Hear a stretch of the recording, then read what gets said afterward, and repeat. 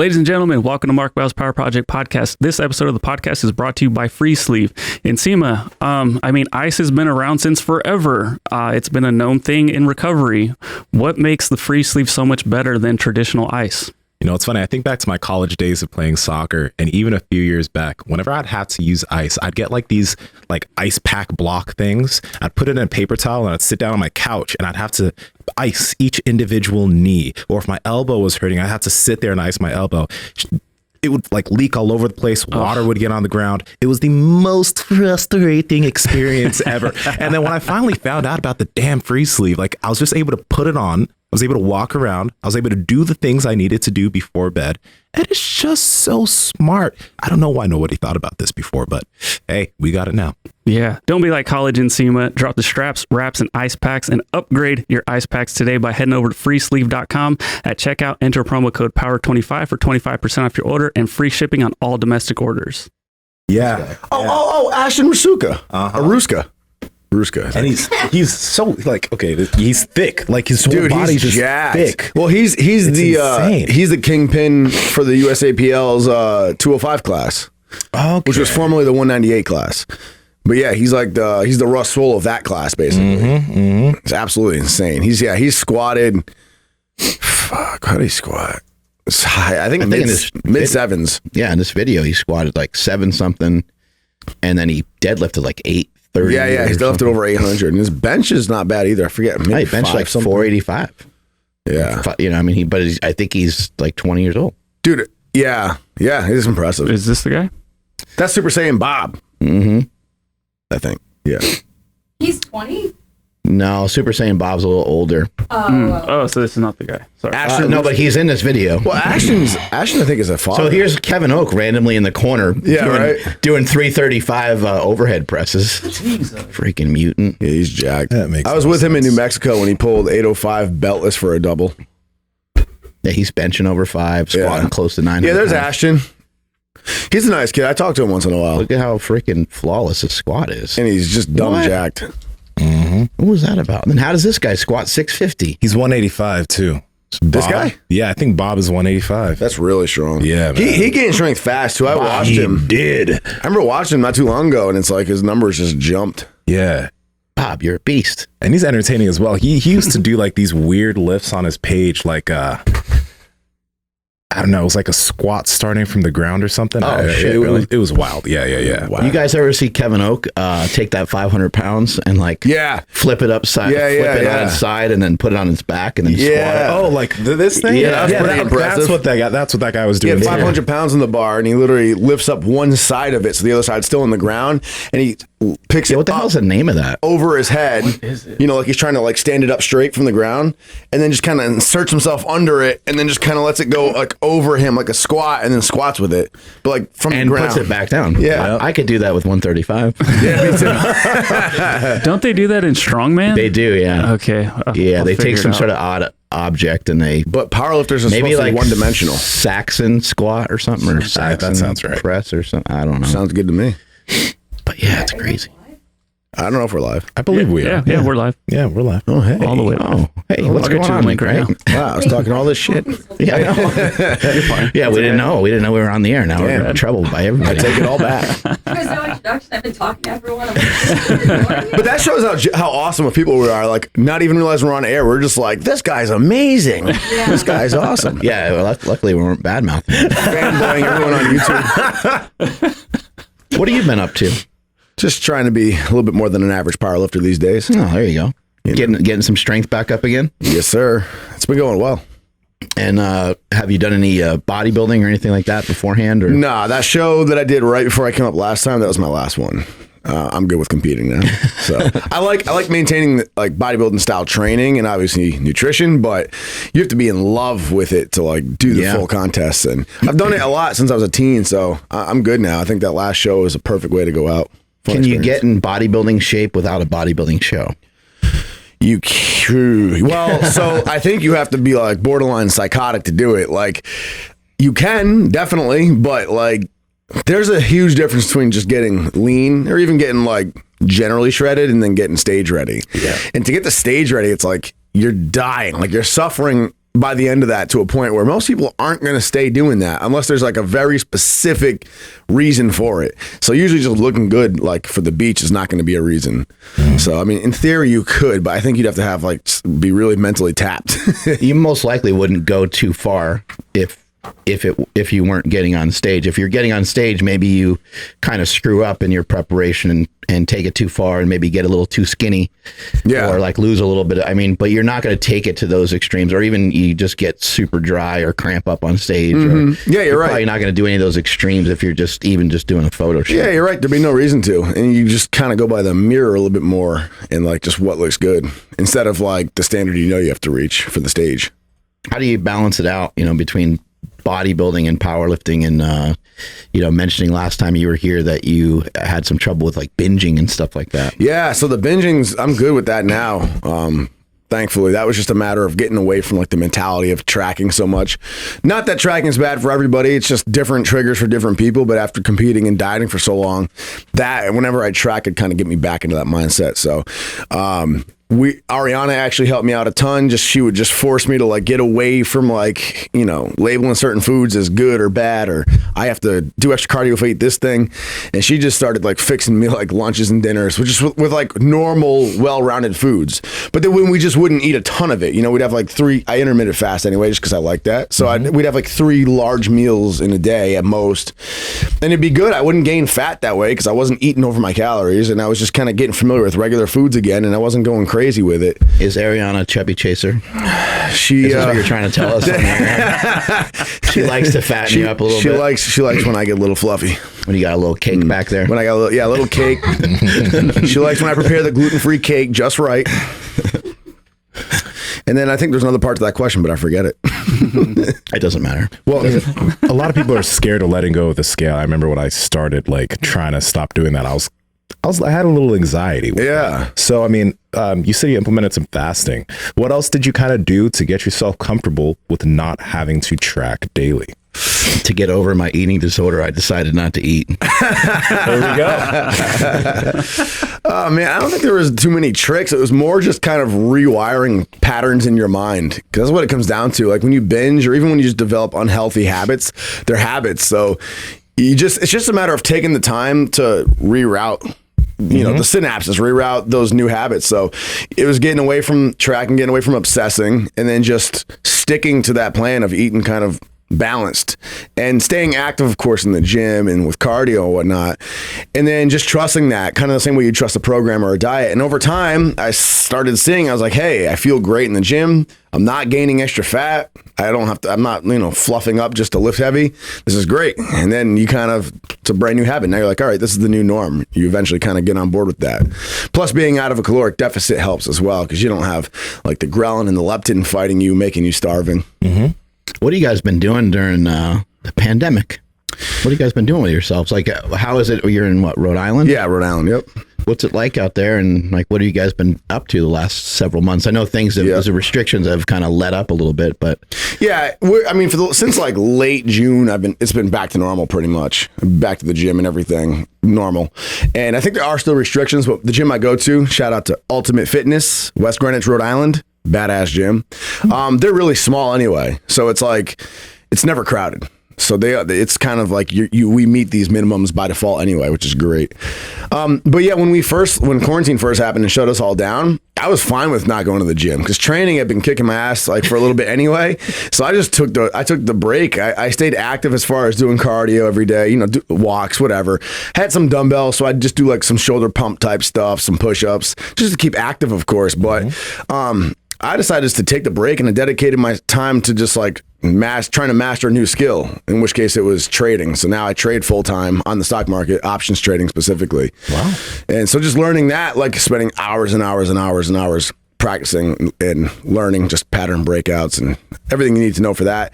And like, that was fun. So I didn't miss the gym at all. And I knew like in a few months, like once you've been lifting for a while, you get away from this whole, I can't go to the gym, I'm freaking out. And you start realizing like, I've been through injuries, I've been through setbacks. It's like in 3 years from now, 3 months away from the gym will just be forgotten about. Like it's a blip. I'll be back in the gym in a few months, muscle memory will kick in, and we'll be back to normal. So I wasn't sweating not going to the gym. And instead I dedicated my time just to learning a whole brand new skill that I now still do full time even while back in the gym. What about your gains? Yeah, they didn't go anywhere, really. I mean, you go back in the gym, you feel weak, obviously. Everyone does. You know, maybe you lose a little bit of that pop to your physique. You're not as like full and awesome looking. But it's like muscle memory is going to get you back so fast. Like, so I just stayed confident. I knew it would come back really fast. I didn't sweat it. And I think that's what most people should do. There's no point in driving yourself insane about it. So, you know, like I said, I stayed active in other ways. I think that's important. Don't become a couch potato. But, and that did help. Like, you know, it kept things from it stopped me from going back to like a dad bod, you know, but I wasn't worried like if I couldn't still squat 600 or, you know, didn't look quite as full or whatever. Because I just knew, you know, give me 2 months back in the gym, good programming and stuff, it'll all be back to normal. And it was in 8 weeks. As soon as we went back in the gym, I jumped on my own lean strength program, which is an 8-week program, ran it. And that program is designed perfectly for actually getting you back into the gym too, because the first 2 weeks are just big acclimation weeks to get a foundation going for your CNS. So it worked perfect. And then 8 weeks later, I hit that 602-pound squat and then a 650 deadlift for an all-time PR. So, you know, it just bounced back fast. Real quick, let's go to that options trading thing, because was that just a totally new thing that you started, like you just wanted to learn for some reason? Like, well, why? I've always been in and out of the stock market forever. You know, like back in 2016, I think it was, I would do a little bit of trading with the penny stocks over the counter. I'd have some great luck with it and then some horrible luck, because penny stocks are just a whole different breed. The charting's not even quite the same. It's a lot of like volume and level 2 reading. And I never dedicated myself to really learning the skill either. Not that I know what that means, by the way. Well, me too. Oh, cool. For anybody who likes trading. So I was always on and off, but I never took time to learn the skill. Here's the thing about trading, right? Not like 90%, something like 90% of traders, especially day traders, lose money. Yeah. And this isn't because trading itself is impossible to do. It's because trading, the thing I've learned is trading is as intricate of a skill as, you know, going to law school or even certain areas of the medical field. It's very intricate. There's a lot to learn and understand, and even just about your own psychology when you're trading, learning your own psychology, and when red flags come up and you need to step away from the computer and stuff like that. It takes a long time and a lot of practice. They have simulation trading platforms now, like paper trading, to where you're trading the real stock market, real time, live, but which is simulation money. So you're really trading the real market. So it's very real. You just and you can pick and choose how big you want your positions to be, but it's simulated money, so you're not actually risking. It's a great way to practice. But what happens is, I've learned this, and I've talked to I have a lot of friends who trade full time, so it is possible. But I've learned this for myself too. It's like the reason people lose money is because it's the only skill that requires a lot of time in practice and learning that anyone can just dive into for free. You know, we can't just walk into a courtroom and start being a lawyer. It wouldn't work. Thank God. We can't just walk into a hospital and start performing surgery. You know, thank God. So it should be the same. Trading is such a skill where it's like you really shouldn't be able to. It'd be better for people if they weren't able to just access it from their phones or computers. You kind of can be a lawyer, though. And you could be a doctor. Y'all remember that? Well, you have to pass a bar. You guys remember that fake, that black kid? He's like he made his own office. He's like he's a teenage doctor, and people believed he was a doctor. You got to find this, Andrew. His picture is like this, and he has like a little mini beard. But he had to practice for a good few months before they caught on. It's like, wait, this kid isn't a doctor. Damn. Yeah, it's scary. You can't do it for very long, that's for sure. Yeah. Well, I get same thing with trading, I guess. You can jump on and be a trader, but it's not going to last very long. Right. So then for somebody like that is interested, should they just like avoid some of those apps? Like I've seen them where like you don't have to invest, thousands of dollars. You can invest, whatever you got. Yeah. Avoid that. That. There's a couple of like chats. Like there is one chat, shout out to Penny Power Trading, not a sponsored plug.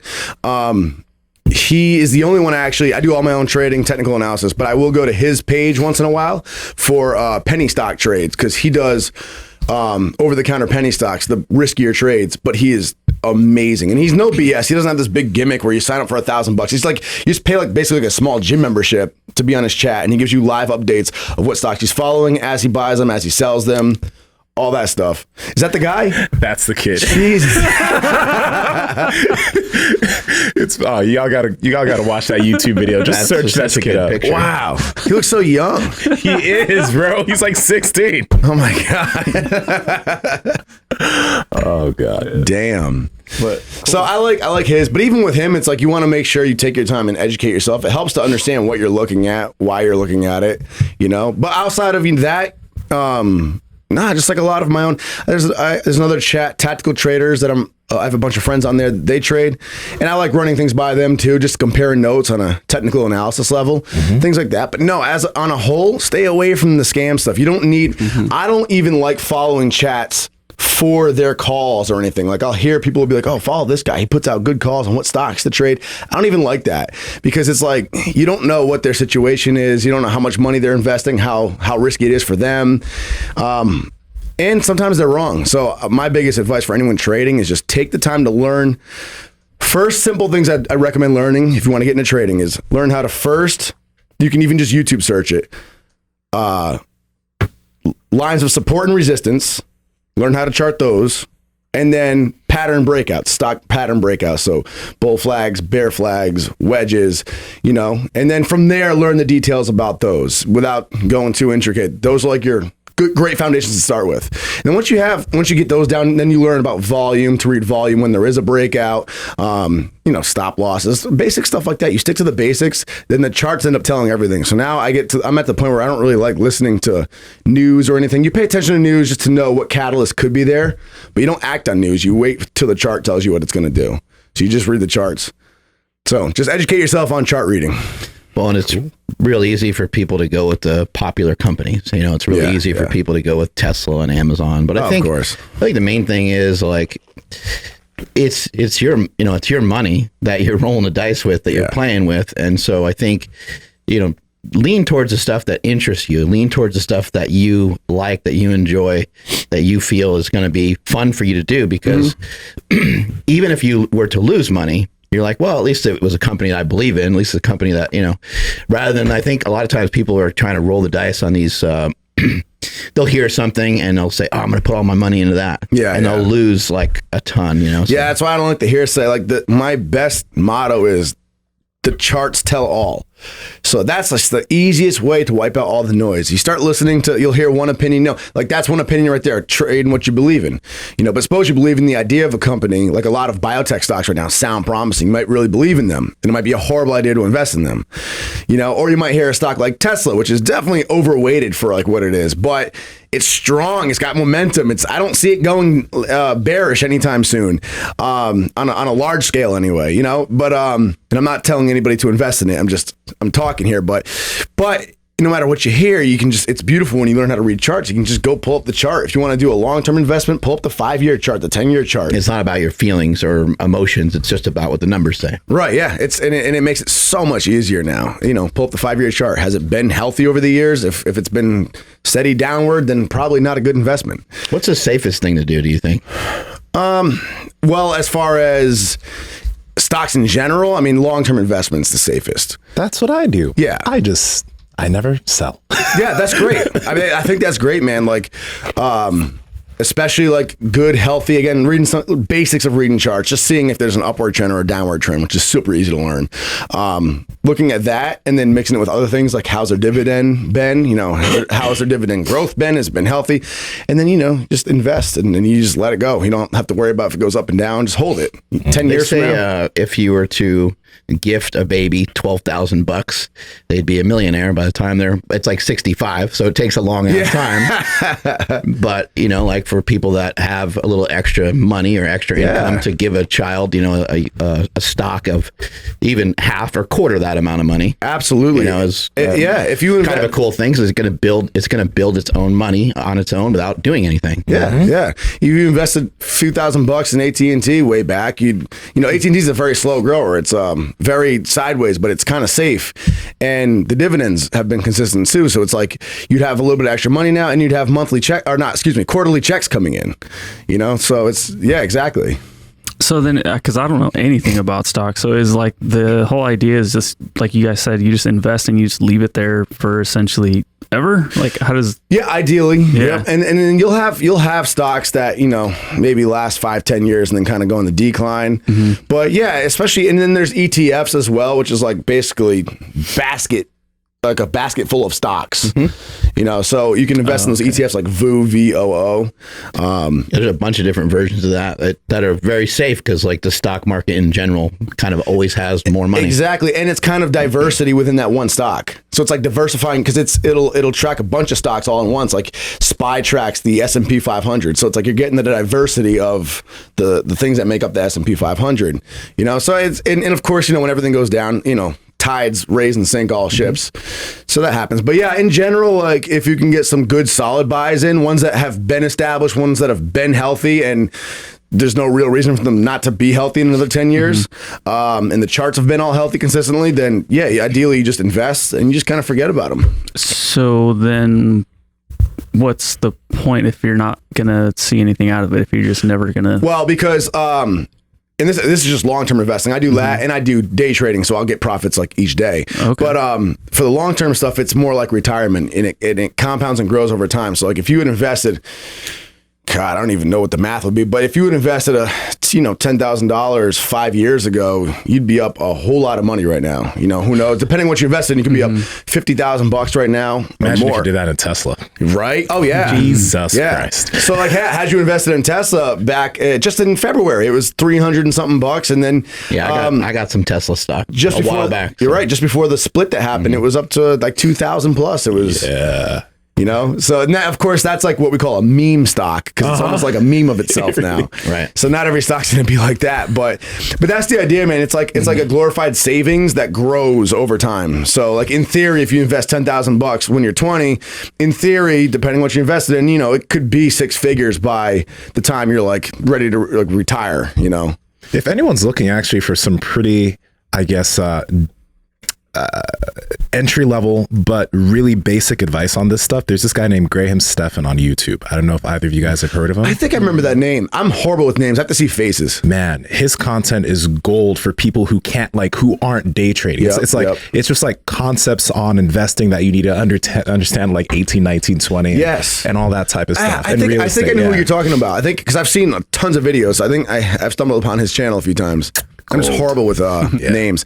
Also, another great channel, guys, for anyone who's just getting into trading. Okay. Yes. Yep. Yeah. I thought it was him. Yeah. He is good. He's really good. And another great channel is Zip Trader. Ooh. If you're brand new to trading, he's great with covering the basics, just learning the indicators, SMA lines.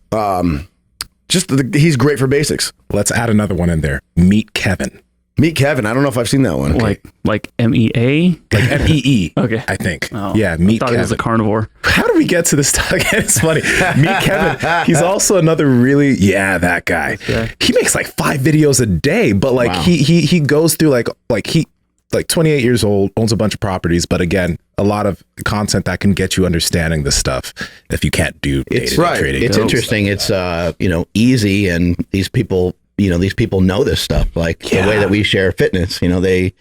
They've been living it for a long time, and they know what works well. So it's great to learn about it. Yeah, I'm just pulling everything up for like my own research later, so I can look back at this episode. Also, Andrew or Nsima, like if either one of you guys are interested, my buddy Matt, he's awesome with this stuff. He's really like he's pretty conservative, but he'll tell you like what works, and he'll explain everything. Like I had him explain a lot of stuff to me because I didn't know. Yep. I'm like, dude, I don't know anything, and then he would mention something. I'm like, I don't know what that is. And he would say something else. I'm like, I don't know what that is. And he went through everything. But he's the guy who does our 401k. Okay. Yeah. Oh, one more channel to check out for charting, guys, and this one helped me a lot. Is Wise Trade with a Y. It's WYSE Trade. And it's actually, I believe, off the top of my head, I think it's a lot of actually like Forex content, but the charting's all the same. And they just did videos. It's very simple. Their videos are very simple. It's not a huge channel, but their videos on like just support lines and trading patterns are so well broken down. So I remember back when I was first learning about that, his videos helped it really click a lot. So check that out. And I can't stress it enough, guys. Anyone who's into trading, just learn the charting. Don't listen to people. You can ask questions and take in, bits and pieces, but stick to your own research. Learn the charting. I can't stress it enough. Learn the charting. And then you'll be able to make your own decisions and then trust your own decisions too. Because I've seen traders that are better than me, who've been doing it longer than me, that I've gotten a lot of advice from over the years. But as I got trading, and they'd make mostly great trades anyway, but I'd see them, we'd be in a chat and I'd see them jump into this trade or that trade, and I'd be looking at it and I'm like, I'm not seeing what you're jumping into. This looks like it's going to go the other way to me. And I wouldn't say anything because they're more advanced than me, but I decided not to jump in. And lo and behold, I ended up being right a couple of times, But it's just a matter of learning the charts. Just read the charts and they tell everything. Cool. It's awesome. Yeah. What else do you do from a business perspective? I know you do a lot of programming for people and stuff, and you mentioned your 8-week program that you have. Like, what else do you do kind of in the fitness community that's generating some revenue for you, that's working well? Yeah. So the website's awesome right now. My site, nickwrightbodybuilding.com. That's where I have the programs on. So the lean strength program, which has been amazing. And then I have like a deadlift peaking program, a bench press ebook, just cool things like that. And that's been on fire. And then throw up some fun clothing. I don't do clothing lines anymore, but just fun things. Like we had the 400-pound bench club shirt. And, nice. I got those just as kind of just something fun. And people ate those up, which is cool. There's 300-pound club shirts. So just fun stuff like that. So that does really well. And then I've been trying to dedicate YouTube to just really informative stuff nowadays, which I love, with strength training specifically. Mm-hmm. And so still cruising on that, and then still working with the same sponsors. But outside of that, just been actually trying to dedicate most of my time into the trading and just get that moving as big as I can. Since you're so knowledgeable and you've been content creating for such a long time, do you imagine in a few years that you'll be making content around trading? Because you talk about it pretty knowledgeably at this point, but do you think you'd do that? Thank you. Yeah, I've thought of that. Not now. I'd want to do it. I'd want to make sure I was really well advanced in trading. Oh yeah. Be able to show like a crazy Did you do that with fitness? I didn't deal with fitness, but I feel like videos from a long time ago. I do. Yeah, I definitely didn't deal with fitness, but I feel like money's a little bit more risky there. So, and plus also the other reason though is I've done everything publicly all my life so much. It's nice to have something that's not public, and it's kind of nice to have something just for yourself for once. And also it's like, I will share stuff on Instagram sometimes just about I'll show pattern breakouts that I traded or I'm about to trade or something like that just for fun. And that's cool because I'll get really cool people who are also traders, and become friends with them that way. But then it's like you get bombarded with all of these questions just about stocks and trading and stuff, which I understand. It's the same thing that happens with fitness. But then it just reminded me, I was like, I don't know if I want to make this thing a big public thing full time like I did with fitness. Yeah. So you have a lot of energy, and we get asked this question all the time, how do you stay motivated? So how does Nick Wright stay motivated? A lot of methamphetamines. Awesome, man. Well, share some with the group, please. Just setting goals based around things I love. That's what it is. I've been asked here and there, why I don't do this or that, things that are seemingly would be easy for me to get into from a business standpoint. And whatever it is, it's usually because I don't want to do it. So for me, it's I love strength training. Unfortunately, strength is not the most popular topic on YouTube. It doesn't generate viral views, but I love it. So I've been able to do pretty well at it, and I've been able to help a lot of people, give a lot of free, really good information out, and now a little more specified information. But that's fulfilling when you can do that. When there's something you genuinely love. When I get people DMing me, showing me PRs they hit for my program, or asking me questions, I'm excited to give them intricate answers and stuff like that. I'm not just a quick little 2-sentence back. I'll even voice text through DMs some people if they're asking questions about my program and stuff like that. Mm-hmm. I've given it to some bigger YouTubers, and I just told them, I was like, hey, you don't even mention me. If it works and you want to, cool. I'm giving this to you because I see that you keep mentioning you want to get on a better program. Here, experience the wizardry. And but that feels that's so fun to me to really get knowledgeable and skillful in something like this, and then be able to do it myself, getting stronger and stronger, and then just share it. So something like that, man, you can see it as I'm talking about it, I'm going on and on. But something like that, it's that's exciting. So when you have things that you're excited about that are a process of progression, I don't know, it's invigorating. Yeah. For you then, because we just talked about this with the stocks and stuff, but obviously you're someone who's big on just self-educating yourself on things. That's what you did with fitness. Definitely. That's what you did your strength training programming and the stocks. So where did you go for your education on programming and stuff, because a lot of people think you got to get a cert, you got to do this, but you don't have to. Nah, certifications are usually a waste of time. I remember taking like the ISSA certification way back in like 2012, and it was a joke. It's like you get a book and then you just take this test and you're like, answers, okay. It was a joke. No, just honestly, the internet is amazing. You can learn a lot on the internet. So with programming, I did have an advantage. It was a combination. I've worked with many coaches and many different people who have given me their programs, and I've been able to ask questions from different like elite lifters that not everyone would have access to.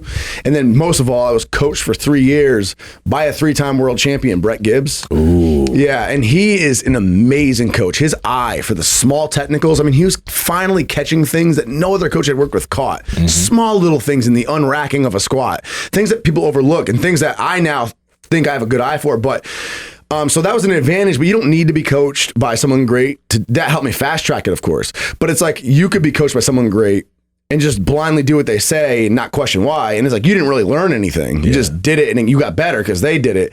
But with him, I would always try to learn why. I'd ask him why, get his reasoning behind everything. And then on my own time, I'd also study everything. Just try to study biomechanics. Try to like just watch video after video on programming, the science behind programming. Understand like and try out different ones. I've tried conjugate, learning linear periodization, nonlinear periodization, just learning all the boring stuff over time and then putting it into practice. I don't know. It's just anyone can do it. You just got to want to learn it and you got to take the time to learn it. It takes time. Yeah. One of the cool things about people that obtain something like they get really fit or they get really strong, or even if they make a lot of money, they're not afraid to talk about it. Like they kind of want to talk about it. So when you ask somebody a question, normally they're kind of pumped. They're kind of excited. Like, okay, yeah, I have some of the answers to some of this stuff. Right. Definitely. I love it, man. Like I've helped out. Like I actually don't take on clients right now. I've thought about doing it, but I recognize that it is a full-time responsibility and I'd never want to leave anyone hanging. So I haven't committed to that yet, but still like I do train people I'm tight with. And like we got someone I'm training just started training 9 weeks ago and he had a 275 max bench. He was a bigger guy. And in 9 weeks of programming, I just programmed him. Each week I made a new program for him based on how the last week went, very customized. And in 9 weeks, we got up to a 315 bench. Ooh. And now we're going to scale it back, really tweak technique. And he wants to, chase that 400 goal. Yeah. So, and then like we had another one, shout out to my friend John Almonte, who ran my lean strength program. And, I'd be there just give him little tweaks. Anything I saw, just like head positioning on a squat, fix that if needed. He's pretty good already.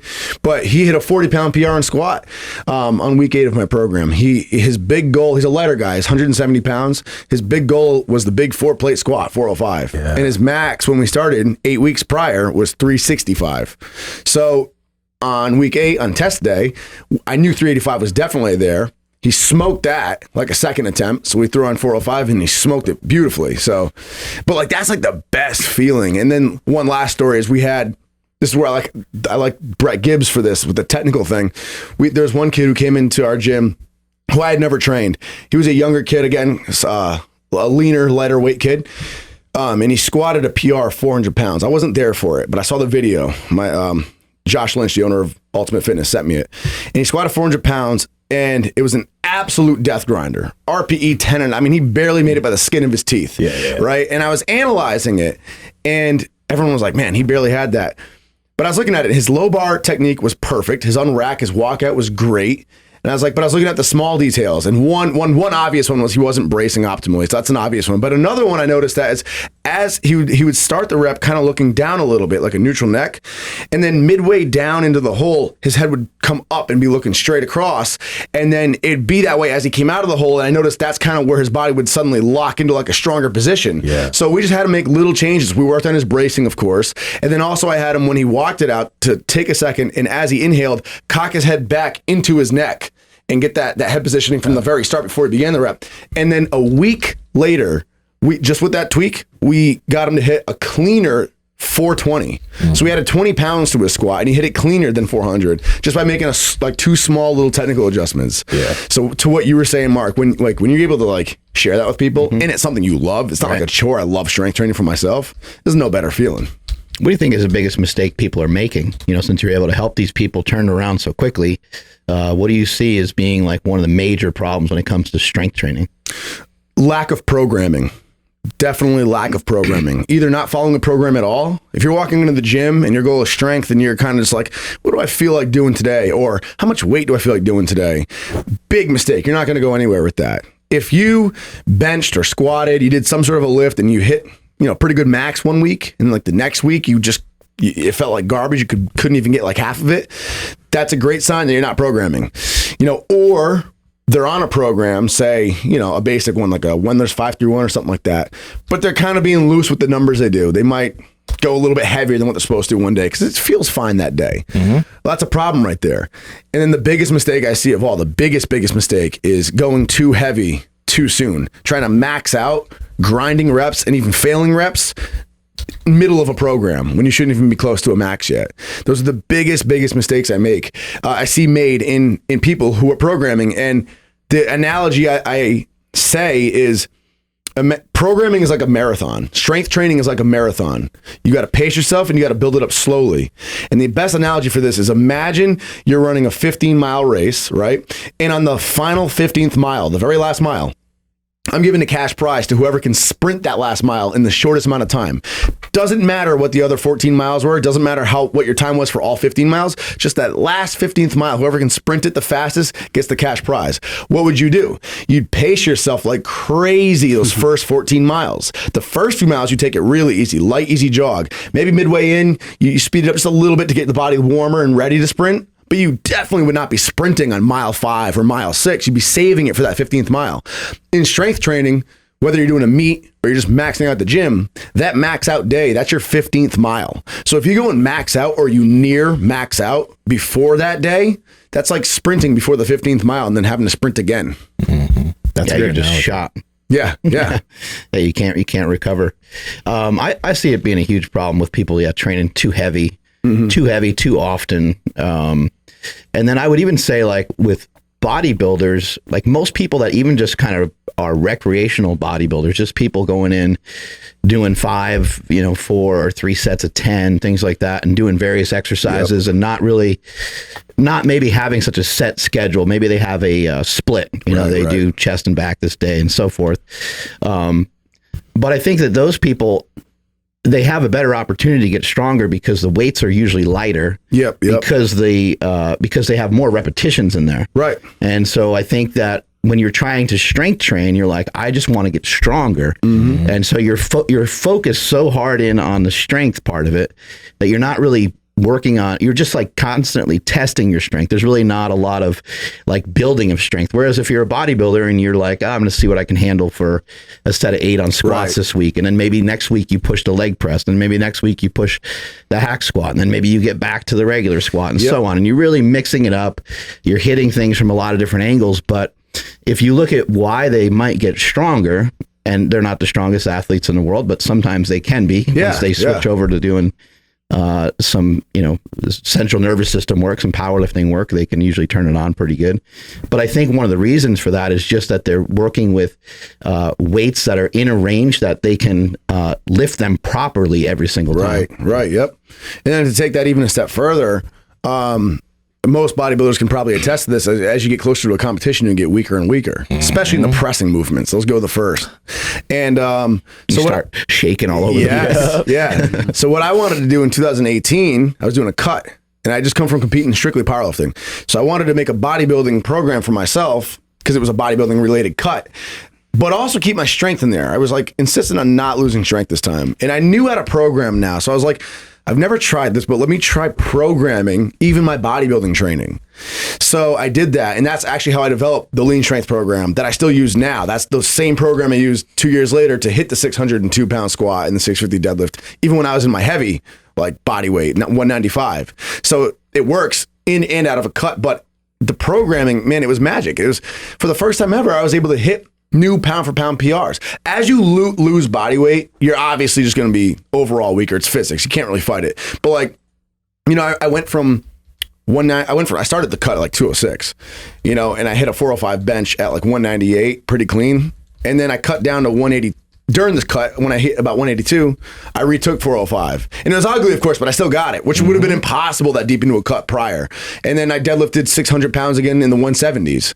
At the time, my deadlift max was only 610 when I was heavy. So it was just 10 pounds shy of my max, but now 178 pounds. So, but it was all through programming. And then I also programmed like the bodybuilding stuff that you don't usually think about with programming, like the lateral raises, because even that makes a difference. You know, if you go hard on the lateral raises, the curls, it feels easy, but that can suddenly, it's like, okay, now my squat feels like it's taking a hit, because especially when you're on low calories, that adds up. So yeah, my only point here is just to say even bodybuilders could see a huge benefit from just nailing down some actual programming. Yeah, what happens when you're using 20s, but you could use 25s? Right. It's probably just not the most optimal. That's all. Right. Yep.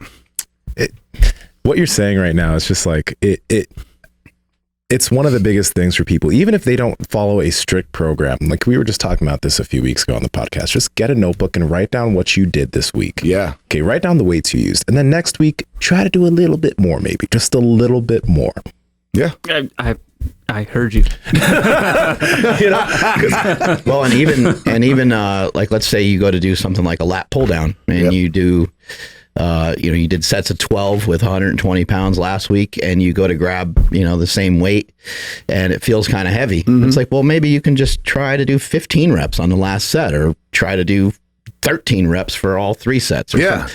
You just try to get a little extra somewhere, like, because you're not always going to feel like it, not always going to want to do it, and sometimes you're just not going to have the ability to do it. Yeah, but like we were doing with some back movements yesterday, we did a bunch of them very, very strict, and we did a couple of them that weren't super strict. Yeah. Sometimes you got to have a little bit of body English in there. I think especially when it comes to the back exercises, because you're trying to drive the elbow past the midline of the body as much as you can. And sometimes just a little extra movement allows you to do that. And I think people think that that's cheating and you can't build muscle that way, but you can there's so many different ways of building muscle. I agree with you completely. I think if you can, like we said, if you control that quote unquote cheap rep, you're not just heaving it up and letting it fall down. You're still contracting and you're still resisting on the way back down, even if it's not like a slow negative. Then yeah, that's just some overload right there. You're overloading the muscle, which is a beautiful thing. And look at the movement that we did at the end of the workout with the dumbbells. We were using like 25-pound dumbbells, and that was really hard. And that was much more strict rather than when we were doing the T-bar row. You get a little movement in there, and I think you did with Big J. Oh God! You were like, "Are we doing high reps or are we doing heavy weight?" He's like, "Both." Yeah, that sounds like Big J. Yeah, and I think you did sets of 20 or something, right? Yeah, and you just kind of had to eventually, use throw around your body a little bit. Yeah, and you'd make involuntary noises that you just didn't want to make. I was doing that. I didn't have a choice. It was that's Big J for you. Yeah, I love him. I haven't seen him in so long. Yeah, but I want to mention that's like super key, because like, especially if you don't know what you're going to be doing each day in the gym, there are going to be days where you feel like crap. But if you actually have like a template of what you were supposed to do, sometimes you could push through it, even though you didn't expect that you could. And those are the sessions that you can make a lot of progress in. Definitely true. That's a fantastic point. There's so much psychology behind just having something laid out for you. Like you said, there's going to be days where you're just out of it. You feel like garbage. And like if you're just kind of going off the whim, you might decide 2 sets is enough and then you're done. But if you have something laid out, it's like, well, I have to do this. What am I gonna, I'm not a baby. I just got to get it done. It sucks, but here we go.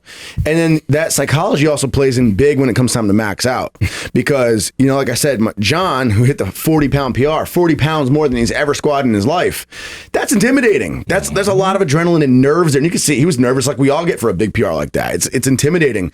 But one of his biggest things, I would keep reminding him, but he would keep saying it himself, is just trust the programming. Because if you've worked up to this accordingly and you've been hitting heavier and heavier weight leading up to it, by this point you've hit 90% of your max, at least 3 different sessions, 95% the week prior, then you're ready to go. It's like you hit all those and they kept getting easier and easier. So there's no reason this one shouldn't be easier. So it's like you get to that point, you can just trust the programming. When you start freaking out, just trust the program. If you don't have that structured programming, that's a gamble. You have nothing to trust.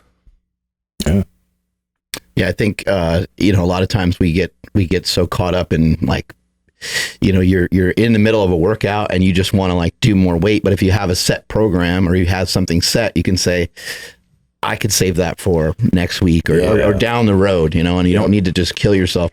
But a lot of this just comes down to one simple thing, and it's just getting acclimated to what you're about to do. You know, like I've been spending some time in Tahoe lately, and the air is very thin. We're at like 8,000 feet, and you get acclimated to it. You get used to it. The human body is so amazing. It actually adapts while I'm sure it would matter like the shape that you're in, but even like the first 5 minutes of the walk is pretty much straight uphill. And you're like, whoa, like, I don't know what this is going to look like when we actually start hiking. But once you go over that first hill and then you come down a little bit, you're good to go because your lungs are opened up. You kind of acclimated to it just within that one workout, within that one moment. And then obviously the more time you spend out there, the more the body gets acclimated to it. But with strength training, there's so many different ways to get acclimated to the weights. You can spread fatigue, and you can, I believe Brett Gibbs was a huge fan of this, where, you might squat at like, 70% on like Monday, and then on like a Wednesday you might squat at 80%, and then on Friday you might squat at like 90%, and then it might start back over, and you start fresh with like more reps and more sets because the intensity is lower, and you spread fatigue, and then the next thing you know, you do that for 6 weeks, and your legs are twice the size they were when you started the program. 100%. And you're just gaining a lot of strength, but maybe you're not even really, maybe the 90% example is a little high, but like, we know what you mean. You're not really touching a lot of real heavy weights. Like you could actually run a program where you go 60, 70, 80 probably would be more accurate or something like that. Yeah, 80, 85. Right. And you're not getting into like even 90%. I think you were mentioning for your 650 deadlift, I think you said the most that you deadlift was like 615 or something like that? 95% at the time of my max, which was at the time 640. And it was 95% was the heaviest, but that was only 1 week. So out of all 8 weeks, week 7, we went up to 90. And that was very specific to that program. And I want to throw it there too, because it also might be specific to the deadlift for you. Exactly. And there may be situations where you don't even want to go that heavy or go that heavy that soon before you max out. Depends on the programming.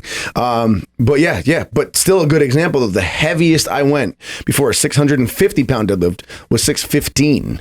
Which is, most people would think, well, wouldn't you at least want to try like 625, maybe 630, see if 640 moves easy again? But no, you don't want to go near that weight.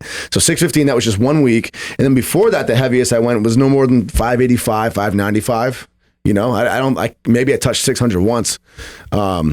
Stay conservative. And actually, I can't stress this enough. The biggest advice I find myself giving to lifters, especially when they run my program, first 2 weeks of my program are very light and easy and almost kind of boring.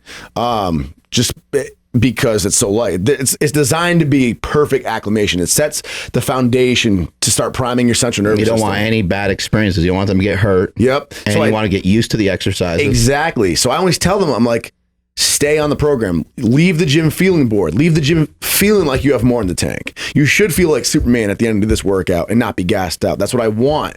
And it's so counterintuitive. You think you got to feel like you just killed yourself at the end of each workout. I'm like, that'll come. When week 4 comes around, it starts getting really fun and you're going to wish you followed these first weeks. But that's it. Don't push yourself and don't worry about maxing out and grinding. Put in the work. Leave some in the tank. That's the best way to go about it. Back when what age did you start lifting? Started lifting 14, but started powerlifting at like 23 or 24. Okay. Now, how old are you now? 29. Okay, you're 29. Now, being a lifter now versus lifting then, are there any struggles you feel that younger lifters have now that you didn't have when you were lifting? Struggles? No, if anything, I think younger lifters now have a huge advantage. With all the information that's out on the internet and readily available, like, I'm not complaining. It all is what it is. But like, I think back now, if I was 14, but I had a channel like mine to go and watch, breaking down how to do the deadlift like the right way and really covering the small details that no one likes to cover, or like a Johnny Candido's program or like an Alan Thrall. If I had all that stuff, all this information, Mark Bell's podcast, all the videos Mark Bell does. If I had that back at 14, I feel like my numbers would have skyrocketed so much sooner than they did. Instead, I was doing a bro split, no real rhyme or reason, wasting like 5 years of training like most teens did back then. So I feel like young lifters have a huge advantage now just with how much information. And what's interesting actually is my uncle was a bodybuilder, non-competitive, but he looked amazing. Yeah. And I ran into him just the other week and we were chatting. And he told me it's pretty impressive how I've been able to do all this weight-wise. I've surpassed him without getting really seriously injured. Like I'm still good to go, knock on wood. But I just told him, I was like, cause he had some pretty good injuries in his day, but I just told him it's like, I had the advantage of being in an era where there's so much information on mobility now. There's videos you've done, Mark, with Kelly Starrett.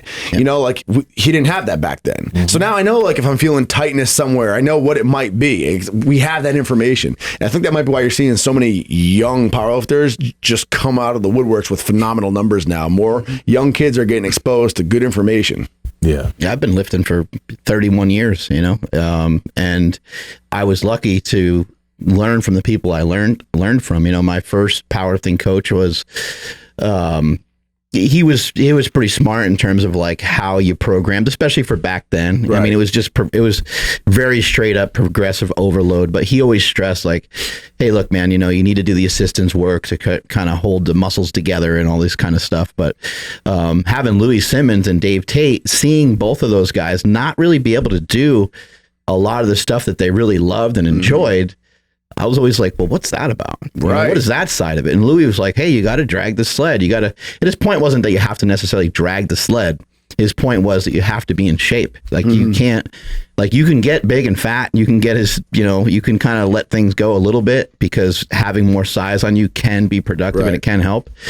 But he's also like, he would warn everybody, and you wouldn't think that would happen at Westside because there were so many huge guys there lifting such crazy weights. But he was the first guy to warn everybody, like you keep doing what you're doing, and you're not going to be able to. You're going to work yourself right out of the, out of lifting altogether. And so I was lucky to have kind of seen that firsthand and kind of like wonder like, why can't Dave do like a shoulder press? Why can't he do this? Why can't he do that? And he would tell me like, dude, like I started, getting rid of some movements when they started to hurt.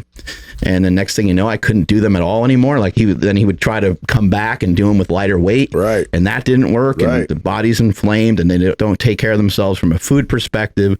They don't get enough sleep.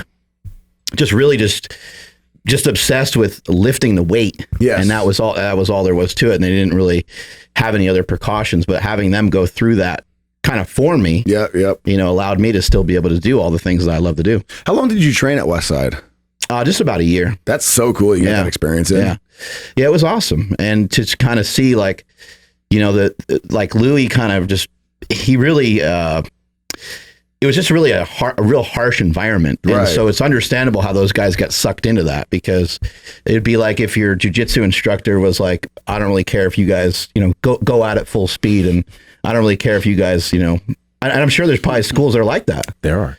Go after the guy's leg, go after the guy's knee, and you could see how it can create an environment to where maybe perhaps people would be better because they're more vicious or whatever, and in competition maybe they Cobra Kai it or something like that. But at the same time, it's not great for longevity. And it doesn't make any sense. And we saw that kind of stuff at Westside a lot. So what was it like what was the environment and like the vibe like in Westside when you walked in? Like, was it like, did you walk in looking like everyone was ready to fight you? Like, was it that kind of, because the documentary made it seem like everyone was intense. They get in physical fights during training. It looks that way, but it's not, you get like regular, what's up, man? Squat today? Yeah. I mean, the guys are covered in tattoos. There's some guys with tattoos on their necks and stuff. And so, you're just like, whoa, like, I don't know what I'm walking into here.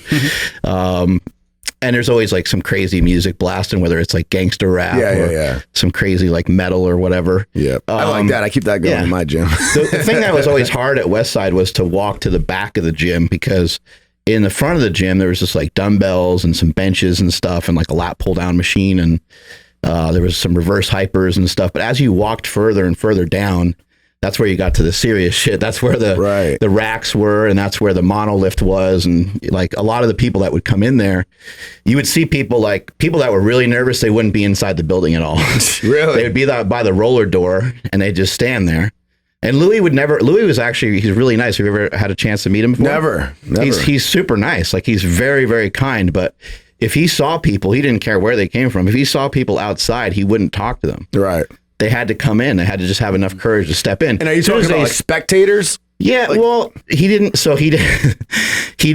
like for people to watch. He wanted people to participate. Right. So that was the other thing. If you just walked in with your girlfriend, he would make her do a bunch of stuff. Like he'd make her do a bunch of exercises. He would show you stuff and he'd say, hey, you got to try. And she might say, oh, my back hurts. And he would say, hey, try these exercises or whatever. Yeah. You know, he's going to like, but he's super nice. He's super kind. That's cool. Another interesting thing was when you asked him about somebody, you would say, hey, like, what about this strength coach? I heard this guy's really good. And he'll go, he sat right there. Huh. Wow. I'm like, oh, you know, do you know Charles Poliquin or you know this guy or that guy? He goes, yeah, he sat right there. That's cool. Meaning he came into this gym and he didn't do fucking shit. Oh, shit. He didn't even lift with anybody because he was too embarrassed that he wasn't strong enough. You know? Wow, that's cool. I thought it was cool. Man. Yeah, he's like, he sat right there, but he didn't say anything bad about the guy. Right. But you're like, oh, okay. You got it, yeah. You're like, well, how is he? Or what? He's like, he sat right there. Man, that's cool. He just stuck to that. I love that whole West Side, everything about it. I love it. Like I've talked about this before. Like you'll get a mixed review on Louis Simmons. Obviously, you get some people that worship him, think he's the grandmaster of lifting, which he is in many ways. You get some people nowadays that think that, you know, his style's antiquated and it's not really relevant to like modern raw training. You know, you get all these different. Right. You get some people that think that the old insane intensity of everything was the most badass thing and that powerlifting isn't what it used to be. And you'll get some newer guys that'll look at that and be like, that was absolutely retarded. Why are they like, you get a mix. But what is just so cool is regardless of whether you love him and think he's awesome or don't like him and think it's ridiculous, you know his name. And it's so unique in a world where everyone lives for the weekends and is so bored with their life. It's so unique to see someone who is just so passionately obsessively driven towards something like that, to where they created something that is now a household name, whether you hate it or love it. Right. Like I love that. So when I've watched that West Side versus the World documentary 3 different times now, I just love it, man. Even though some of those guys seem out there to me, even though some of it doesn't apply to my own life, it's just so cool to see in a world where everyone's bored and lives for the weekends, someone, especially like Louis, being so blindly passionate about something. They have a reason to wake up every single day. But that's great, because I think that's kind of rare these days. Plus, there's somebody who said that greatness usually requires an unhealthy, unbalanced. Yeah, it's never going to make any sense. Right. Anything that's great doesn't normally make any sense. You know, Louis was like, I just need to point out the fact that he's very nice. You know, I know I said it already, but like people may say different things about him, but like if we were hanging out with him right now, he would be like, hey, let's go to lunch, and he'd buy everybody lunch. And he would sit there and he'd talk to you forever, and he'd say, how'd you get your shoulders be so big? And he'd ask you questions about your deadlift. Like he'd say, why don't you deadlifting more weight? You should be pulling 750. You know? Right. But then I'll give you like a bunch of advice and stuff. But he did want his gym to be the best. Right. And I think that sometimes there was some sacrifice there where he may have said certain things, or the guys might have done certain things where it just seemed Looney Tune. But you know, I remember one case where Brandon Lilly was complaining about his pec bothering him during a training session, and Louis like, oh, it's your turn, and they put like 500 pounds on the bar. And Brandon's like, nah, I think I'm out. And Louis said, what's wrong? And he said, he goes, I don't know, my pec feels weird. And Louis like, well, we don't save pecs around here. Oh yeah, I remember hearing that. Hearing that quote. And everybody was like, what does that mean? We don't save pecs around here. But Brandon, he did the set and he was fine. Like luckily he didn't get hurt. But I think that people think that he said that so that the guy would get like injured and he would get him out of the gym. That's not really why he said it. He just said it to kind of test his mentality. Right. You know, like how far are you willing to kind of take this? And he didn't mean that you had to do it. And that's just like Brandon could have been like, all right, well, I'm out. Like that's what he should have done. Right. But he decided to like go through and do the lift anyway. So things like that seem crazy and wild, but it's probably in Louis' mind, it was the best way, I think, to create competition. Yep. Yeah, what you said about Louis, I've never met him. I'd love to. But what you said about him being like nice and taking an interest and all that, I've noticed that the more and more content you watch of him, at first glance, you watch just the popular content, you're like, okay, this guy's a savage. And which he was, but then you watch more and more, like Steffi Cohen did a video where she went in and toured his gym, and he was super hands-on helpful, and it wasn't even just dismissively helpful. It was like he would ask questions to the different people with her, and very interactive, and then just other videos where you start seeing more and more of that. So what you're saying, I've started to notice, he does seem like a really cool, genuine guy who's just driven. Yeah, he's definitely one of a kind. You know, yeah, for sure.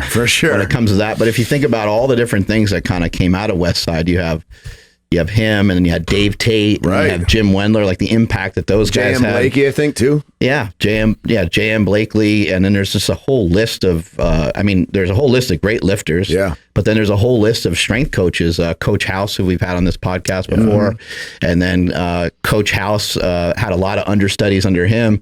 Kyle Kingsbury, a former UFC fighter, and like the list just goes on and on of people that have utilized a lot of the West Side stuff. I never really understand why the box squats or the board presses and some of those, I don't really understand why they get a lot of flack. I think they have a lot of great merit. They're great exercises, you know, and then people are like, I don't transfer over 100% or whatever. But it's like, well, what are we getting out of a leg press or a lunge? Like, I don't know. Who's to say? Like, I don't have any idea what a Romanian deadlift does for your regular deadlift. I just know that it can sometimes be productive for some people, or doing a single leg Bulgarian split squat. Like, it does something, right? Like, Yeah. And then a box squat just works your lower body, works your legs. I wonder if it's more that, because I know he did a lot of equip lifter, so I wonder if it's more that for raw training, there's probably just some possibly more optimal choices now. Right. You know, doing like a pause squat versus a box squat for a raw lifter might help you stay tight in the hole better. 100%. But could you utilize a box squat when your knees bug? Oh, absolutely. Or when your groin's bothering you, or your back hurts? In fact, actually, I, as a raw lifter, love the box squats, and I used it to really help me hammer down the neural pathway of a low bar squat, because I was always very like quad dominant, really good at front squatting naturally, good forward knee travel. I had a hard time loading my posterior chain. So box squats is actually one of the things I did to really hammer that home, because like you had to aim for the box, you had to do it in a controlled motion, and my God, it helped me so much just get that movement of loading the posterior chain in a low bar squat down. So yeah, I agree with you. I like it for sure.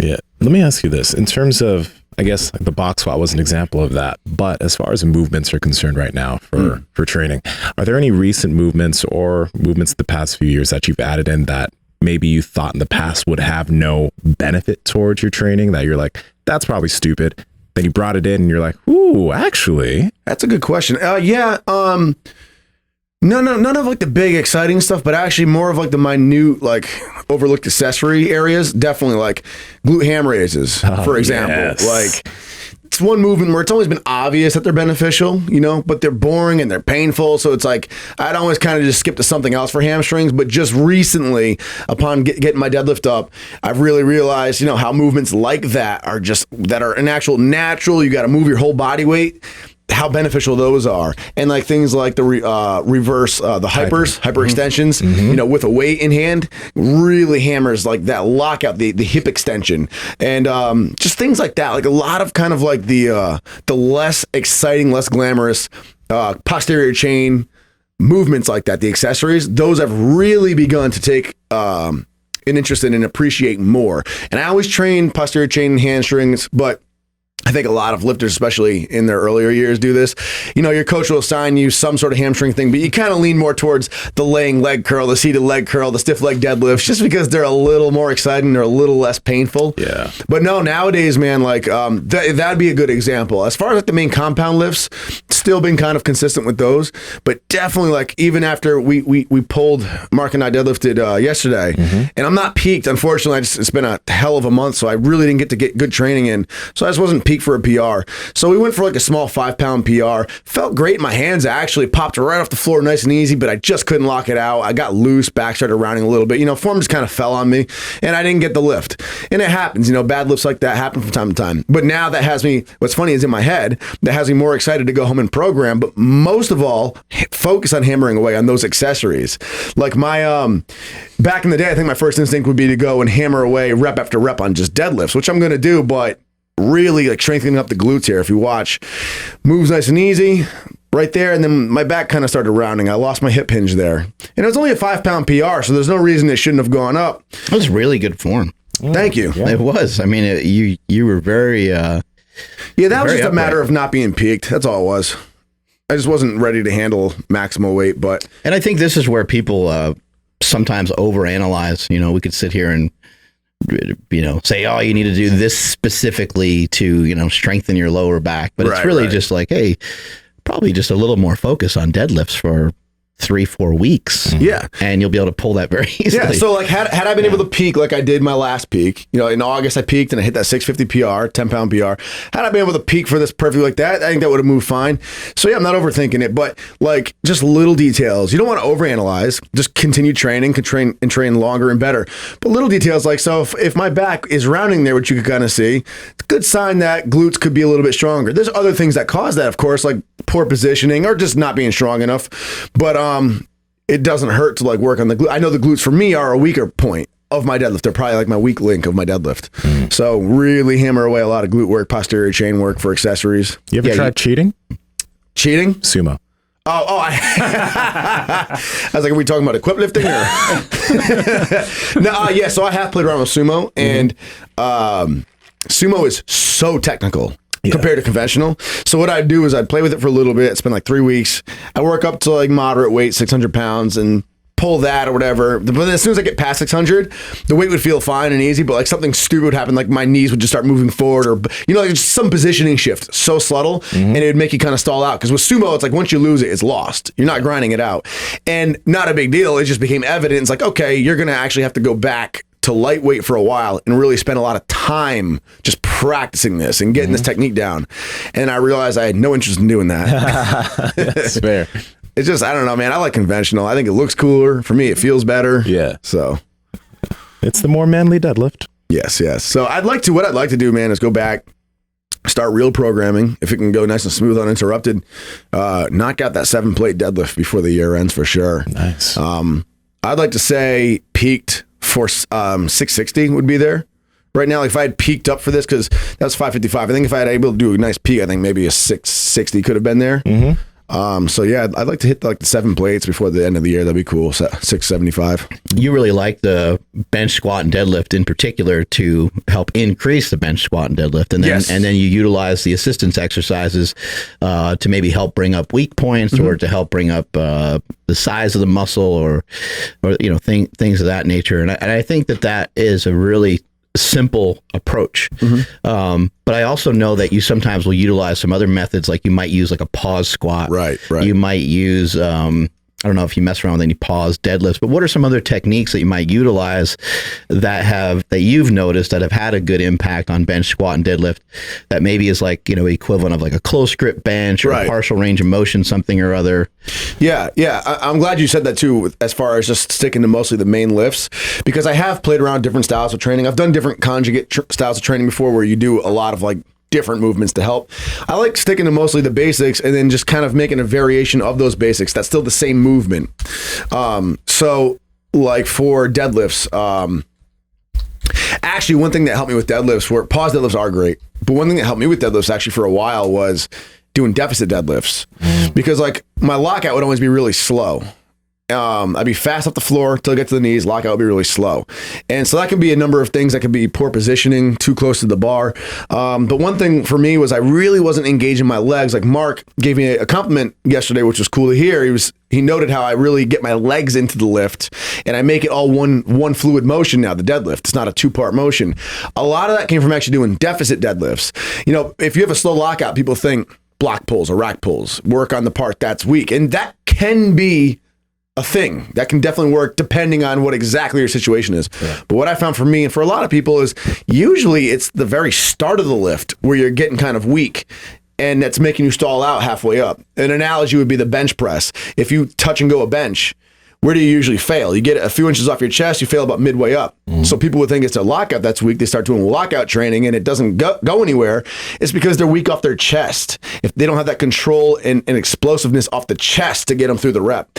So if you're failing midway up like that and you've been using touch and go, what I would recommend doing is switching to all pause reps. Soft touch pause reps, trying to touch just the fabric of your shirt without touching your skin underneath. It's impossible, but it's a good way to make sure you touch the bar nice and soft and let it sink down. It builds that control at the bottom. Throw in some tempo reps even, 3-second negatives, because that'll help. If there's any positioning that is weak or unoptimal, it's going to come right out when you're under 3-second negatives. You're going to be like, oh shoot. Yeah. So that'll force you to kind of go into a stronger position where you should be and build that new pattern.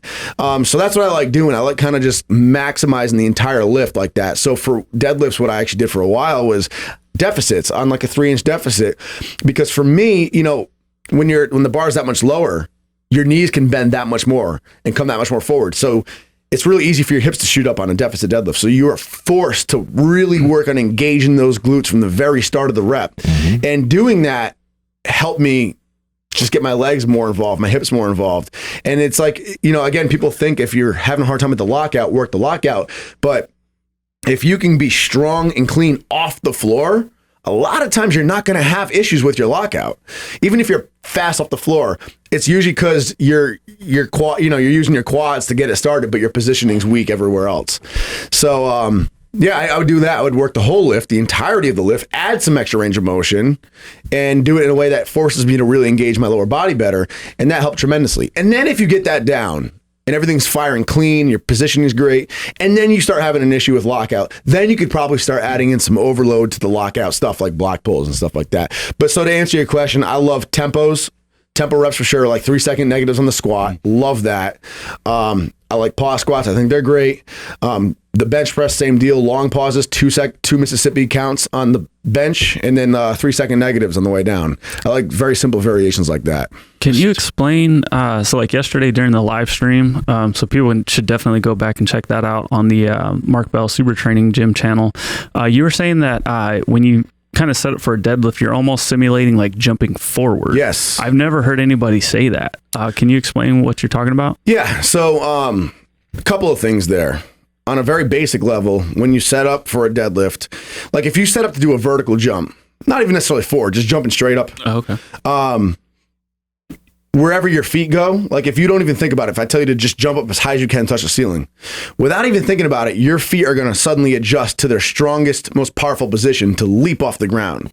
So that's about where your feet should be, like distance-wise, setting up for a deadlift, because that's your powerful position for your feet, for your stance. Also, if you look at the deadlift, the biggest mistake people make is trying to squat into a deadlift too much. Hips should be somewhat high on a deadlift. Not too high, but they should be higher than a squat, because a deadlift actually mimics a vertical leap more so than it does a squat. So if you look at a vertical leap from the side, if I stood here and just jumped in front, if I jumped forward or if I jumped high, whatever, if I did a vertical leap of any sort, if you watch my body in slow motion, it would look very similar to a deadlift. You see my hips move backwards. I'd be hinging at the hips. I'd get a little bit of a bend in my knees, but I wouldn't be like squatting down to the ground. Very similar to a deadlift. So from the jump, no pun intended, verticals, like a vertical leap is very similar to a deadlift, mechanically speaking. And then so as far as jumping forward goes with the hips, this has been a huge cue that's helped me and it helped a few other lifters I know. A big mistake a lot of deadlifters make is they try to sit the weight back on their heels too much and they start pulling, and then it usually gets stuck on the knees. And then as they make it past their knees, they usually, if you watch, their hips remain back behind them and they struggle to drag it against their thighs. They're kind of bringing the weight back to their hips when it should be the other way around. The hips should be shooting forward to the bar. Your hips should be trying to hump that bar. So what I tell people is, imagine you're standing at a deadlift and you're literally just about to leap forward over the bar. You're going to jump in front of the bar, over it, right? And if you just do that motion, you fake like you're about to jump over the bar, watch where your hips go. As soon as you go to leap, your hips are firing over that bar. Hey now. Yeah, exactly. Your hips go right over that bar. And so Like, what's behind that desk? We're about to have that's the best way. That's the best cue I found to get hip engagement going is focus on that. When you go to deadlift, be on the center of your feet, not the heels, the center of your feet. And as soon as you start pulling, those hips should be coming forward as if you're jumping over the bar. And that fixes so many deadlifts. You'll see it. The hips start shooting straight forward into that bar and locking out beautifully. Power bite. Yeah. This, and just zoom in on Nick. Just that. Someone make a me. Yeah, we're about to have a mini desk. We're just have to call it Nick Wright Jr. Impregnated it. Yeah. So how about like head placement, not of the making of the new desk, but like, because Mark, you told me like hey, like let's get your head behind the bar because I was going too far forward. Do you like pay any attention to like where your head, like the upper half of your body in relation to where the bar is? Yeah, typically a good rule of thumb is if you look at yourself from the side, your rear delts should be over the bar, like lined up with the bar. The rest of your shoulder should be in front of the bar. Now for you, it can be different for different lifters. Different lifters need sometimes extreme cues to really get something in their head. Yeah. So if you were too in front of the bar or you had your head too far down or something like that, and he's telling you to get it behind the bar, you're not going to literally be able to get your head behind the bar. It's impossible in deadlift. But thinking that way might help you get your head back into just a better position. And I've done that with another lifter who was too heavy on his heels for a while with very lightweight. Because you wouldn't want to do this with a heavyweight, but very lightweight. I had him practice deadlifting on the balls of his feet just because it helped him suddenly engage the hips. He was no longer sitting back on his heels too much. And obviously we'll get it so he's doing it on the center of his feet eventually. But it was an extreme cue that was incorrect technically that helped him get out of a bad habit. So for me, I like for the head position, I mean, a good place to start is keeping your neck in line with your spine by looking about 5 feet in front of you. Look on the floor about 5 feet in front of you. So your head's not going to be straight down looking at your feet. But you don't want to jar your head straight up either. And then there's some flexibilities, different builds, different people. So my head goes a little bit higher than that, but I'm not looking straight up towards the ceiling either.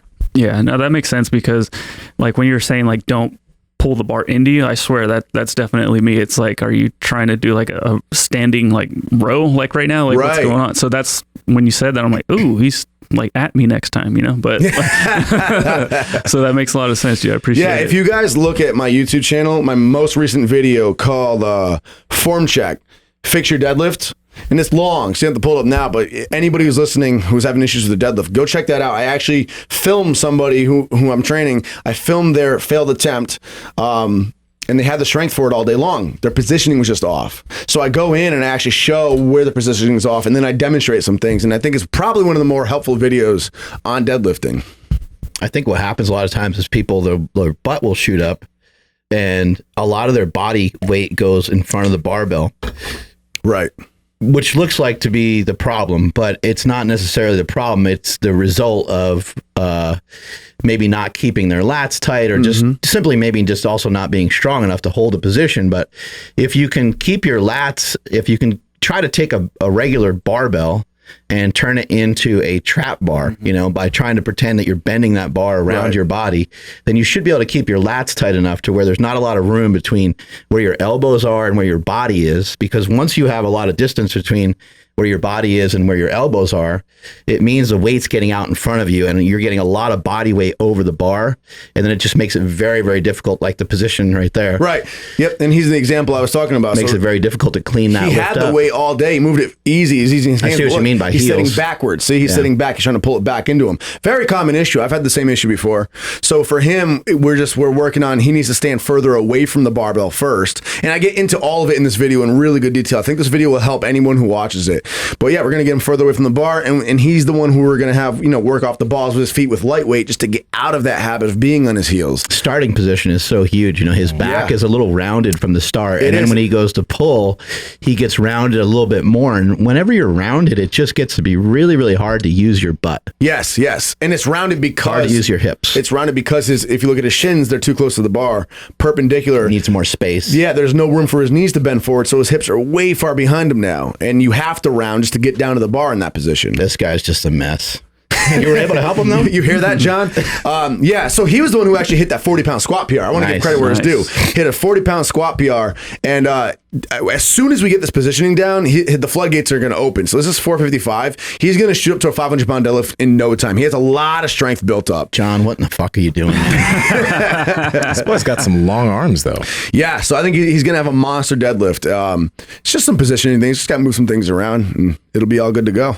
Yeah, he gets that back flat from the beginning. He's going to be crushing it. Yep, and that'll just come from simply just changing the positioning. He starts in with his feet a little further away from the bar. Yeah, and so about that, like I just remember hearing from like gym bros in the gym, like 24-hour gym back in the day, like, oh, like your shins need to be like basically touching. Right. And then because it was like every inch or whatever it is away from your body adds X amount of pounds. If you watch this right here, look, he gets past his knees and then watch where the bar goes. It goes in, it goes back to it. Look, his hips stay behind his feet and he brings the bar towards his hips. And that's a very common issue. So that should be the opposite. We want his hips to go towards the bar, not like that. But that's because he's too much on his heels and it's because of positioning. And then what you were just saying about getting advice. Just like how close should we be then? So yeah, if a good rule of thumb is if you're standing straight up and you're a conventional deadlifter, your shin should never be touching the bar. Almost never. There are some exceptions, I'm sure. There's always exceptions in life. You got some crazy builds out there. But a good rule of thumb for a majority of people is if your shins are touching the bar and you're doing a conventional deadlift, you're too close to the bar. Typically, a good idea is to cut your feet in half, starting from the front of your ankle to your toes. That stretch, cut that in half with the bar. And I actually get into some tricks how to find that in my video. And actually, Mark and I's live video, we got into that too. Yeah, the only time your legs should touch the bar at all would be maybe at the initiation, depending on how much forward knee travel you're going to need. Right. And then again, each person's a little different with that, depending on their ankle mobility. Like there's some people that get down into almost like a snatch, you know, like and they can deadlift really well that way. Yep. And so for some of those people, they might be really, really straight up and down. But that's from what I've seen in general, it's not a great way to deadlift, to try to really squat them up. I've seen a couple guys be able to actually do it. But from a conventional perspective, to try to squat it up is usually a mistake. It's usually you're usually at like a mechanical disadvantage. Yeah. You're moving around a little bit excessively, and if you raise your hips up just a tiny bit, a lot of times you're in somewhat of a little bit stronger position. That's one of the most important points of deadlifting, raising your hips up. So like one of the most common causes of hips shooting up on you in deadlifts is you're starting with your hips too low to begin with. So they have to find their actual proper point of leverage. So they raise up, and then once they find it, then you start lifting. So actually what you guys can do is if you've ever had your hips shoot up on you, film yourself, replay your deadlift about where your hips land when the weight finally starts lifting off the ground. It's roughly about where your hips should actually be starting in that lift. And it goes back to that jumping analogy I made. If I told you to jump as high or as far as you can, you're not going to squat your butt down to your ankles. You think how hard that would be, squatting all the way down and then just leaping. That'd be horrible. You wouldn't do it. Your butt stays kind of high up. Your hips just kind of move back, slight little knee bend, and then you launch. So, you know, unless you're Nick Rodriguez and you can get super low and do like those low shoot-ins, he's like just a whole different breed, but he's a monster. O'Hearn is like that too, right? Like he can get. I swear he would just get like under the bar for a dead. Like, whoa, how'd you get down there? Yeah, Mike's a mutant. And some people, it should be noted that some advanced lifters might look like they're starting from a squat, but sometimes they're kind of almost like the way like Brian Shaw kind of rolls and sits the deadlift into him. Sometimes they're kind of squatting into it just to get nice and tight, and they're coming up. And when you see them coming out of that deep squat, it's not necessarily them starting the rep yet. That might be them just kind of, now they're getting back into position. And as soon as that hip hits, then they start the rep. But it looks like all one motion. They're building tension. One thing I want to point out is you mentioned deficit deadlifts. And I think if you use a deadlift bar quite a bit in training and you're doing repetitions and you're doing touch and go, then I would advise that you always pull from a little bit of a deficit. And the reason is that the bar is bending quite a bit, and you're shortening your range of motion for every single lift that you do after the first rep. Right. So if you're touching and going, the range of motion of your deadlift, you might have cut off 2-3 inches of that particular lift. So I would advise, as you were saying earlier, with the deficit deadlift, I think it's a great thing to implement. But also I see a lot of people using a deadlift bar and they'll do reps and do this touch and go reps, which is great. You build up a lot of time under tension, but rep number 2, 3, 4, and 5 are nothing like rep number 1. I agree. I typically don't like touch and go as a rule of thumb anyway. I think it's a little more risky, and I'm huge on just getting that big reset. Treat each rep like a single. Some people do touch and go. Some great lifters do it, and it works. So again, there's always exceptions. There's no black and white, right or wrong answer, but in general, I think a lot of people would benefit from resetting each rep. What about going down slower in the deadlift? Do you ever mess with that, or you're not concerned about that? No, I actually, personal opinion, and people can disagree, I feel like the deadlift is the one movement where the negative is kind of useless to try to focus on and actually more dangerous. You know, unless your goal is to build big legs, you know, for bodybuilding or something like that, or a big posterior chain. So maybe as an assistance movement, perhaps, but otherwise, don't worry about it. If you're going to do negatives, maybe light deadlifts, or stick to variations like stiff leg deadlifts or RDLs. I think those are good to do negatives with. But regular heavy deadlifts, I don't like doing negatives at all. I think you should just straight down each rep. As someone who had problems with their glutes, like you said that you had problems activating your glutes, that also seems like you may have had problems actually using your hips during the deadlift initially. Yep. What are some of the things that helped you get some of that? Because a lot of new lifters don't know how to use their hips. Yes, yeah. So one big thing that can make a huge difference is just simply getting your stance a little bit wider. And I go into it in that video I just mentioned, my most recent one on my channel. But just getting my stance a little bit wider, because everyone wants to start with a really narrow stance because they feel like, you get more quad drive out of the bottom. It feels, and you can get your torso a little more upright because you can get your hands in closer. But if you just widen your stance just a little bit, it really helps you engage like the glutes, engage the hips a whole lot more. And then outside of that, just so another big factor that hurts people is just simply not bracing well enough. If you don't brace well, you're not going to have a hip hinge. Your back's going to start rounding. So really learning how to brace and feel that hip hinge even with no weight. And again, widening your stance. If you even just do it like standing with no weight, it's easier to brace and feel a hip hinge with your feet wider apart than it is closer together. You don't want to be too wide, but you don't want to be too close either. And then outside of that, just different movements like hip thrusts, which I don't even think are necessarily the best movement for building glutes, but they're definitely good for working them and for feeling them and for learning how to activate them. And they definitely they build some strength there. I think the reason why they help so much is that people are really, really short in the hip, hip flexor and in the quad. And that helps to kind of open that up. A lot of people just don't move well from there.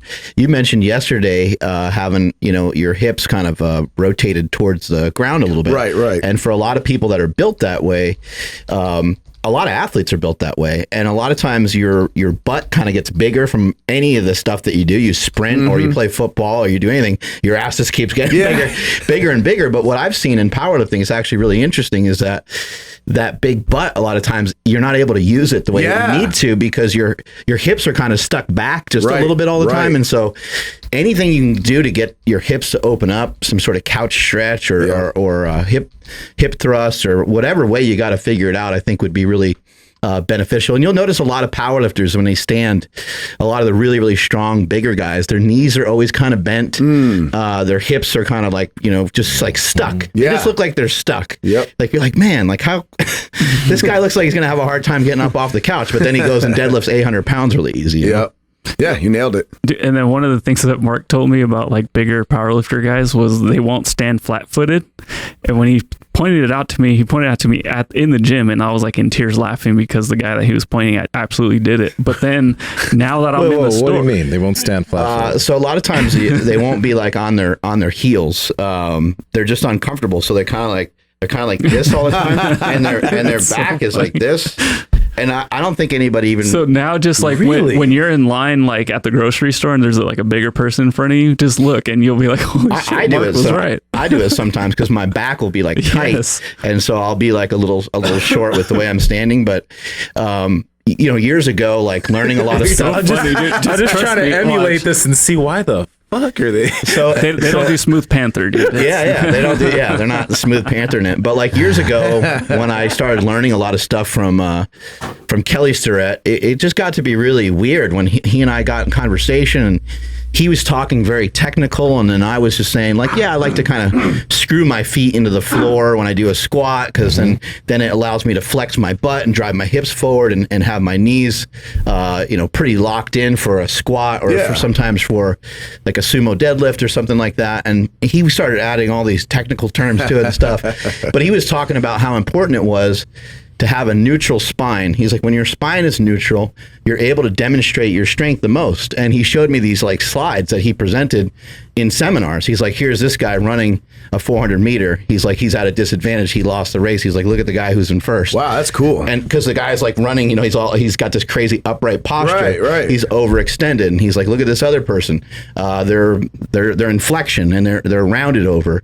And he's like, he goes, next time you go to a coffee shop or something, he's like, or you go to a mall or whatever, restaurant, he goes, just look around and look at people and just watch the way they stand and watch the way they move. And you'll see like there's so many little corners of life where you can optimize everything, even just the way that you stand, the way that you walk, the way that you do anything. And I'm not saying anyone should try to like emulate trying to be perfect or even just try to stand with like this picture perfect posture because you would actually hurt yourself in the long run. But a lot of people, a lot of lifters and a lot of bigger people in general, their elbows are real bent, the knees are kind of bent. Yeah. And that that's just going to cause a lot of problems for you later on when you're trying to lift big weights. Right. Because, I mean, you see it a lot of times with older lifters are like, I can't lock out my benches. My arms only kind of go. Yeah. And like, how the hell did that happen to that guy? You might have some guys in jiu-jitsu who are older. Maybe they're not as mobile or flexible or whatever. Do you see that kind of run into some of that? Or does jiu-jitsu require you to stay like loose enough to where that kind of counters it? No, jiu-jitsu and wrestlers, their postures generally like they're like this. Yeah, I've seen that with wrestlers. Yeah, because they're always like pulling and doing that, but also if they don't, especially if they don't do a lot of strength training, they're not getting a lot of posterior chain work, especially they're like rear delts and stuff. So they end up having like, you can tell even fighters. Yeah, like, that's how you can tell when someone's a fighter. They usually walk through a door like this, kind of hunched over. Nate Diaz look, right? Right. Always with the shrug. Yeah, and actually, it's funny. I was watching wrestling drills randomly last night on my phone, but it was funny. All the coach like walking around was in good shape, Again, Nick. just like this. No. It was in the bathroom. You have the most beautiful. You got the most beautiful girlfriend sitting right here. That's a beard. And all you do all day is look at men on your phone. Yeah. Bodybuilders, wrestlers. No, yeah. She's dead inside over here, just waiting. Oh man. She sticks around for my Dodge Magnum. That poor girl. She's just hoping that stock stuff works out. Yeah. Man. Oh God. She is pretty, huh? Yeah. Yeah, not bad. Yeah, I think you're doing pretty good, buddy. All around, you're doing pretty good. I'll keep her as a beard for a while. She was actually very disappointed yesterday, and I don't know if you heard, but like that deadlift really kind of it hit her pretty hard. She was like, I don't know, and I was like, no, I get it. Like he missed 655. Like I don't know. But why do you think I was in the bathroom watching wrestlers? I get it now. Now it's all coming together. Yeah, It's making some sense. Oh yeah. Now I'm never going to be able to stop looking at powerlifters' feet. Sorry, go ahead. Well, it's going to make you laugh because you're like, oh my You're gonna gosh. see him messaging like Eddie Hall. Can I get pictures of your feet? $100. How have you been from a mental standpoint, dealing with just I don't know, the different media, news, and like you did mention, like you didn't mind taking off from the gym, but how have things been in general? Like I don't know, with your family and everything else, like you've been able to stay in pretty good spirits and stay pretty pumped up and excited about life? Yeah. I mean, as far as media goes, I don't focus on any of that stuff. Like, it trips me out how people can get that emotionally attached to just news. It's insane. Like, even if you have your opinions and stuff, it's like, unless you can actually change it that day, why get upset about it? So, yeah, my biggest thing is, man, I just focus on me. You don't see many successful people focusing on news, politics. Like, you just don't see them posting about it. It's not taking up their life because they're focusing on them and what's in front of them. And it's pretty much just what I try to do. And just looking at the positives of everything. Before coming out here, the last 2 weeks, I had to go. The reason my training got so thrown off is I was driving like a 4 hours round trip to New Hampshire to take care of my grandparents. And my grandfather he's good. He's just going through a surgery soon, so he's on this heavy pain medication. It's all temporary. He's sharp as a tack, but the pain medication just made him like basically almost like physically numb. Like, he had to help him stand up, walk, the whole 9 yards. Then you have to give him this medication leading up to a surgery. My grandmother has a different situation going on that, out of respect for them, I'll keep her situation private, but, she definitely, you need to be around the clock for her as well. So, I go up there with my Aunt Allison. Shout out to Aunt Allison. She's amazing. Superhero. And so we would take care of them. But, that was like throughout the night and stuff like that. But like, I didn't look at it as like a big thing. Like the whole time I went up there, I was like, hey, I'm happy to be up in this house again. Who knows how much longer this house will be around. Like, I was just looking at the positives. Like, hey, I get to spend this time with them.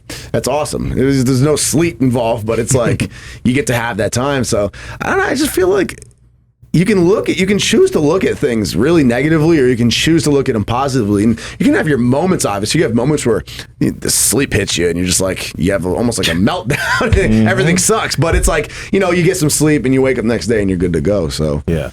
that's just kind of. Did you grow up in a fairly positive household? Yeah, very blessed. Very blessed there. My father was so supportive. And just, fun. He was a disciplinarian, but he was also like a whole lot of fun too. I mean, he's awesome. And then my mother's a sweetheart. So I was blessed to definitely have that. And I don't take that for granted. And so that's why I also try to pay that forward whenever I can in life too. That discipline, did that kind of play into like who you are now? You seem like a self-starter, and then at that time, did you hate it? Or you're like, fuck, man, this is like, because I think every kid kind of goes through that. Oh yeah, of course. When you're young, it's like you don't like the discipline there. Yeah, of course. But no, definitely. Like I got my work ethic from both him and my grandfather. My grandfather is a machine of a man. It's impressive, and so like even when I had to help him out, he physically couldn't do much. You had to help him stand up and walk with him and almost carry him basically. And he's a 6'1" man. He's no tiny man. But even it's like he was like probably the best person you could have hoped to have in that situation, just because there was a lot of uncomfortable situations physically for him. Most people probably would have thrown a fit or gotten snappy or just said, I don't want to take the medicine, just leave me alone, whatever. He's such a machine as he met you halfway as much as anyone could. I mean, he just powered through it. No complaining, militant. But I love that. I think that, and then my father, his work ethic kind of drilled that into me. So that's why, like, it was funny because I got a couple of compliments the other day. People were just saying that, like, oh, you guys had a long day here. How do you stay upbeat? How do you stay upbeat? And I just like, for me, it's like if you're doing something, you get it done like a job. It's not, and honestly, I mean, working with you guys is like fun. That's like a family. Like you guys, this is a fun time. It's like Disneyland, but like, yeah, that's just, I don't know. I think that was how I was raised, which I'm grateful for now. You have a job to do, you do it. And there's a lot to be grateful for. Yeah, especially for sure. right now. Like, I mean, people don't have jobs. They've lost their jobs. Right. If you have somewhere you work, even if you don't like it, that's something to be grateful for right there. So I mean, and we felt it too. Yeah, it puts a new spin on everything, right? Yeah, but we felt it too. I've lost people watch this and probably like, oh, it's easy to be positive when you A, B, C, and D. And I'm definitely grateful in respects, but man, my income got chopped in half. We lost because just sponsors, whole salaries are gone just because they got hit. So it's like. And then traffic slows down because no one's caring about working out. No one can even go to the gym. So we all got hit, but I'm grateful to still be standing and have what I have going on. But yeah, it's just, you just got to keep pushing through. Pity parties don't save anything. The stock market goes on, my friend. That does go on, and you can make money when it goes up or down. Yeah. Well, and it never gets that messed up. Like in the course of a 10-year span, it's been pretty much a bull market. It's always going to go up. Yeah. Yeah, for real. It's been pretty much a bull market. I think people think it's like gambling. I think they think it's a real roll of the dice, which it could be if you were uninformed. If you don't know what you're doing. There's so many parallels I've found to learning trading to lifting. Mm-hmm. It's like, it is gambling. Like if you don't know what you're doing, just like going to the gym and trying to load up a max weight. If you don't even know how to squat, you don't know what technique is, you don't know how to brace, nothing. Stay away from the risky shit until you know what you're doing better. Exactly. Yeah. Practice it. Learn it. Patient. Yeah. Like just don't sell when things go down. Maybe don't be so emotional sometimes. That's the biggest thing. Yeah. Don't try to time the market. Hold on. Things go down and up. Don't try to time. You won't time it. You're not going to catch the bottom. You're not going to sell at the top. Mm-hmm. So just hold on. It's kind of funny because my wife likes the stock market, and when she's going over it with one of our friends who specializes in it, he's very kind. So he's like, hey, look, lady, do whatever you'd like. It's your money, like, because my wife has some certain things that she's like more drawn to. And my wife is like, I don't know how she does it, because I just wouldn't be able to do half of the stuff she does. Like, she's able to have emotion in stuff and have it not negatively impact her. Right. And so for me, I need to be like, kind of just I don't know. I need to be very even keel. Mm-hmm. I don't have highs and lows. If I hit a certain lift, I don't really care. If I miss a certain lift, I really don't care. I just try to keep everything more even. But she's able to really go up and down and have it not have a negative impact on her. That's impressive. But it's kind of funny, like when we're doing stock stuff, she's like, oh, I really want to do this. I really, and he'll advise, and he's trying to say like in a nice way, like, that's not a great idea. Yeah. But then he's also seeing how like strong-willed she is, and he's like, I better just shut the fuck up. I'll let her. Yeah. I'll let her. I wouldn't want to try to tell her what to do. Yeah. It doesn't work out so good unless you have wine. Unless you have wine. Yeah, you have a bottle of wine and some cheese, maybe. You might be able to. Oh, man, that sounds fantastic. Even Nsima was digging on that cheese. Brie cheese is We love the cheese amazing. board, Ariana and I. That's our big thing, wine and cheese boards. Craft cheese, I heard. No. That's on me time. That's my own time. Wait, is there a craft cheese inside joke that we're not getting? No, it's just that I have like the palate of a dog, so I appreciate. She was ratting him out yesterday. About how he loves craft cheese. I appreciate nice things in their time, so like we do a nice cheese board, but on my own time, left to my own, I use Kraft cheese on everything. I just melt it over like chicken. That's so great. I love it, dude. It's great. It's not even real cheese. It tastes so good. Dude, you need to do melts phenomenally. Dude, you need to do meal prep with that. I've done it before. People have seen it. Like make the perfect bodybuilding thing, and then just dump a giant thing of Kraft cheese on top of it. That is basically what my meals look like.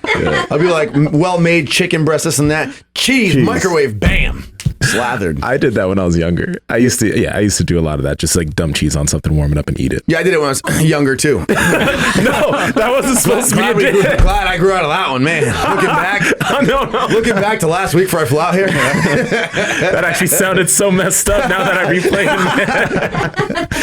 it. Oh my God. When I was a kid, we had these, they're not like popular anymore, but we had like these sandwich maker things. Like you would just, press it down and I don't know, just like toast your sandwich or whatever, right? I used to make the weirdest combinations of stuff because like, my parents had 3 boys. And so we were just like always eating all the food and there would be like nothing left. And so I'm like, what can I like make a sandwich with, And I'd put like mustard and turkey and whatever the hell cheese was around. Velveeta cheese or something.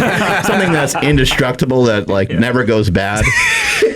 And so I'd like try to, and it never worked. Like the sandwiches always sucked. Like I could never get them to. If my mom made it, then it was amazing. Yeah, but if I made it, it just was awful. Had you have been high, it would have been fine. Yeah, I would have been good to go. I used to make omelets out of that same like little press thing because you could just throw whatever. Same thing. I just bring those things back. And I would put like the already like made bacon bits because I'm like I'm gonna put bacon in here. And it just always hurt your teeth because it's just. Isn't it gross. funny when you make something for yourself and it like you know that it didn't work, but you just keep eating it. And you're like, this totally, wow, this just didn't work. And it's just keep rare that I eating experienced something I feel like didn't work. Yeah. Well, it used to happen to me all the time when I was a kid. Not so much anymore. Dude, I'll eat anything. It doesn't matter. Yeah, it doesn't matter. What about fat-free cheese? It doesn't melt. It doesn't melt. It melts. You guys saw me eat it yesterday. I don't know, man. Because the fat-free singles is kind of where I draw the line. It comes out kind of plasticky. Yeah, that's just not classy. I'm not a classy lady. How is fat-free cheese? I'm really curious about the process of fat-free cheese. It's kind of like opposites. Well, I think it's like milk. I think they take the cream off the top or something. Yeah, like that. It resembles cheese, and it kind of gives you the effect. If you ain't talking crafts, I don't want to talk. Yeah, that's all about the Walmart brand. They make really good fat-free cheese. Walmart's where it's at for Kraft. Kraft is actually really good. It's delicious. It actually is delicious. I don't know how you can look me in the eye and tell me you don't enjoy the taste of Kraft singles. I don't think. Yeah, that's right. No one has anything to say. You don't count. You have too many allergies. You can't have it. It's still a better product. Yeah, those like individual packets of like cheap American cheese. Yeah, that's what we're talking about. Like you're down to the bottom of the barrel and you're eating that. Kraft singles sponsor me. That'd be sick. You know what's amazing that I found recently at the store, and I never knew about it before. I went past it a bunch, and I've seen advertisements for it. Is Fairlife? They make a chocolate milk that only has 5 grams of sugar in it, and it has 26 grams of protein. I've been buying it for my kids. Okay. Wow. Yeah. It's freaking good. It's not just whey protein. It's kind of what it sounds like. It's a protein shake. Yeah, that's cool. And it's lactose free. It's really, really good.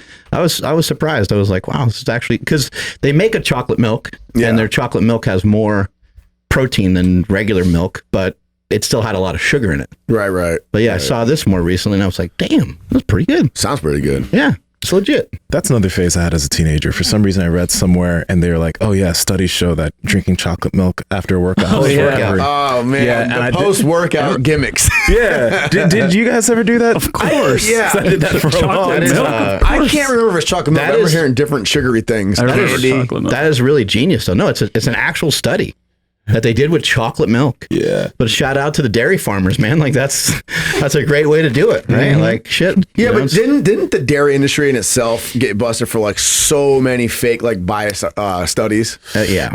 A lot. Many. I mean, times. chocolate makes sense post workout. It's like glycogen, but I don't see what the need for milk would be. 30 grams of protein, dude, and only 150 calories. Yeah, you're gonna be fucking jacked out of your mind. That's true. to get this for Jasmine. That's how you eating now, Nick? What's going on with your food nowadays?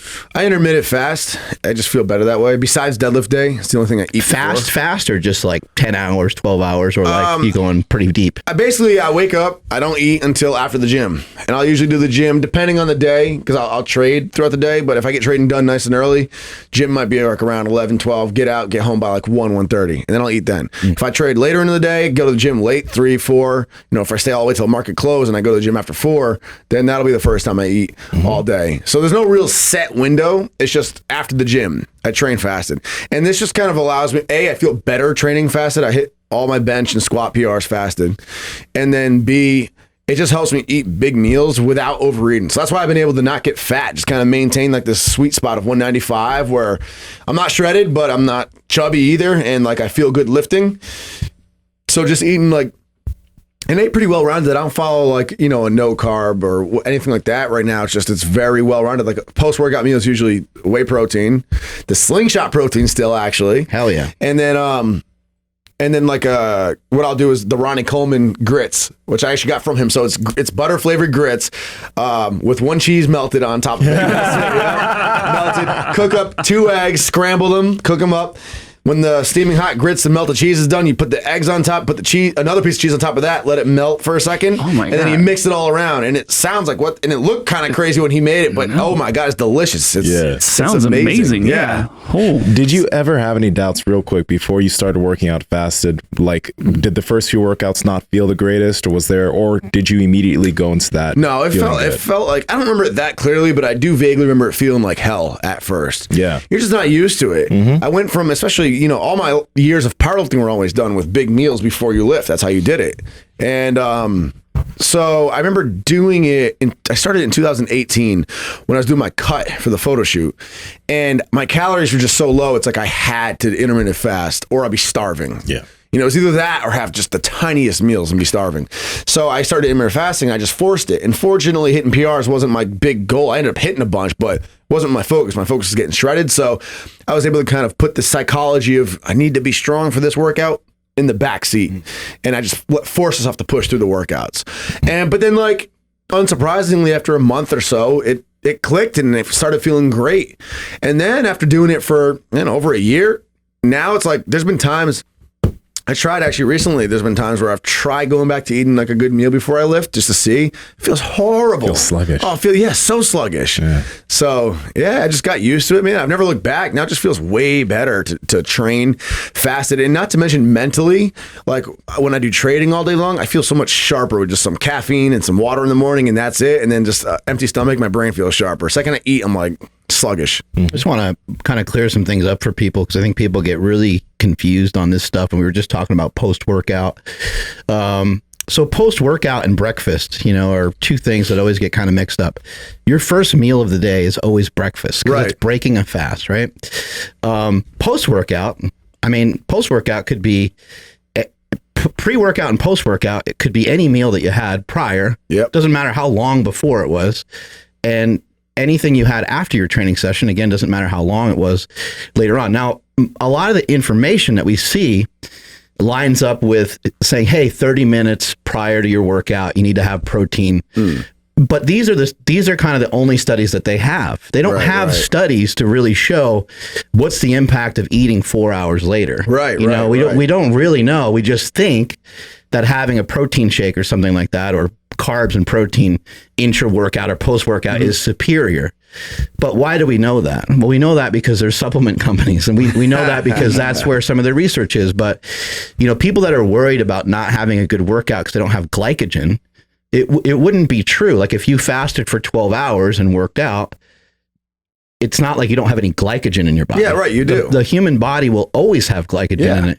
Even when you buy meat from the store, sometimes the meat like that we get from like Piedmontese, and this is from any place, so I don't want to throw people off, but when you get meat from anywhere, it might have a little bit of glycogen in it. It might have a little bit of carbohydrate in it. And you're always going to have a little bit of carbohydrate in your system, even if you don't eat any carbohydrates. Right. Now, it's possible that you may have a lot less than somebody else, but your blood sugar levels in your body, they only go so low. Right. So I think we tend to make such a big thing about these different things. And if you're trying to get big, eat as much as you possibly can. Yeah. Within reason. But for the most part, I think that we tend to make such a big deal about what we have pre-workout, what we have post-workout.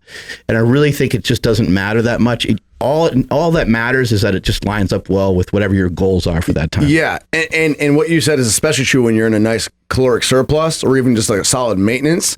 It's funny, like we don't realize how fat we all are until we do a cut. Yeah. And then when you're deep in that cut and you're hungry, you're eating less meals, you're losing fat every day, and then you look back and you're like, wow, I can't believe how fat, even if you're only 12% body fat, you look back and you're like, I can't believe how fat I was. I had all that extra energy on me all the time. I took it for granted. So, and then you go back to it and then you're like, even if you haven't eaten in 15 hours, you're like, well, look, I got so much energy stored up here. Like, I'm good to go. So It's like exactly what you said, man. A lot of it's psychology. People think you need to, and I'll tell lifters this too, because I'll see lifters like overeat like crazy before a big PR.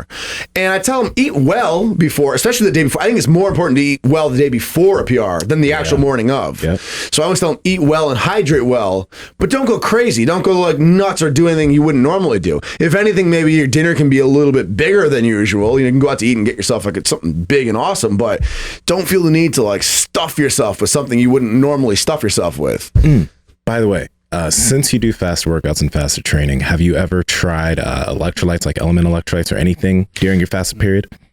Just the basic, like either Pedialyte or like even just like a Powerade mixed with like a jug of water. I've done that during the fasted period. Bro, yeah.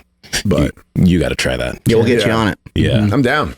It'll make a big difference. Yeah, we've been feeding them some of these element packets, but we took all the good flavored ones, and now we just have the we have unflavored, and we have some spicy ones. Fortunately, I have a Kraft Singles palate, so it's all good to me. Well, I think the Kraft Singles would have sodium in it, and cheese most of the time has calcium in it, but I don't know what that cheese is made out of.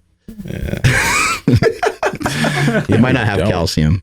Just showing the world that we're here still. Oh, hey. We're still here. Hi, everybody. Hey. Oh, hey. We're recording the podcast, and we're recording the podcast. That's great. Just an update. We're still in the podcast. Tune in live. Look at you, the pies. You know what was really weird was yesterday, Smokey, when he was showing me the questions from the live feed, it was like you and I standing there from like 20 seconds ago. That was fucking bizarre. Oh, wow, that is weird. It was really weird. I was like, this is the multiverse. This is what everyone's talking about. What's really tough about like... I did see that. That was weird. Yeah. I was like... You're like, is that me now? Yeah. So when you're producing that, though, you not only, like, you see it live, you watch, the delay, but then you hear the delay while hearing you guys talk. Oh, man. So if there's a mistake that you catch, just with, like, the whole YouTube setup and stuff, it's like, oh, shit, can you guys not do that 5 seconds ago? Like, oh shit. How did we go, what was it, 2.5 minutes without audio? Yeah, so what happened was no, it was just we used a different computer, so like all the settings had to be reset. Well, I wasn't even giving you a hard time. I was literally like, how did that? Did you guys not have headphones in for that? Or? No, so it's just one of those things where like the audio was going to, you heard, but it wasn't the recording. Software, but the software wasn't sending the right output to YouTube. I got you. That makes sense. Yeah, and then so like once we realized like, shit, like no, it wasn't that long, but like 2 minutes.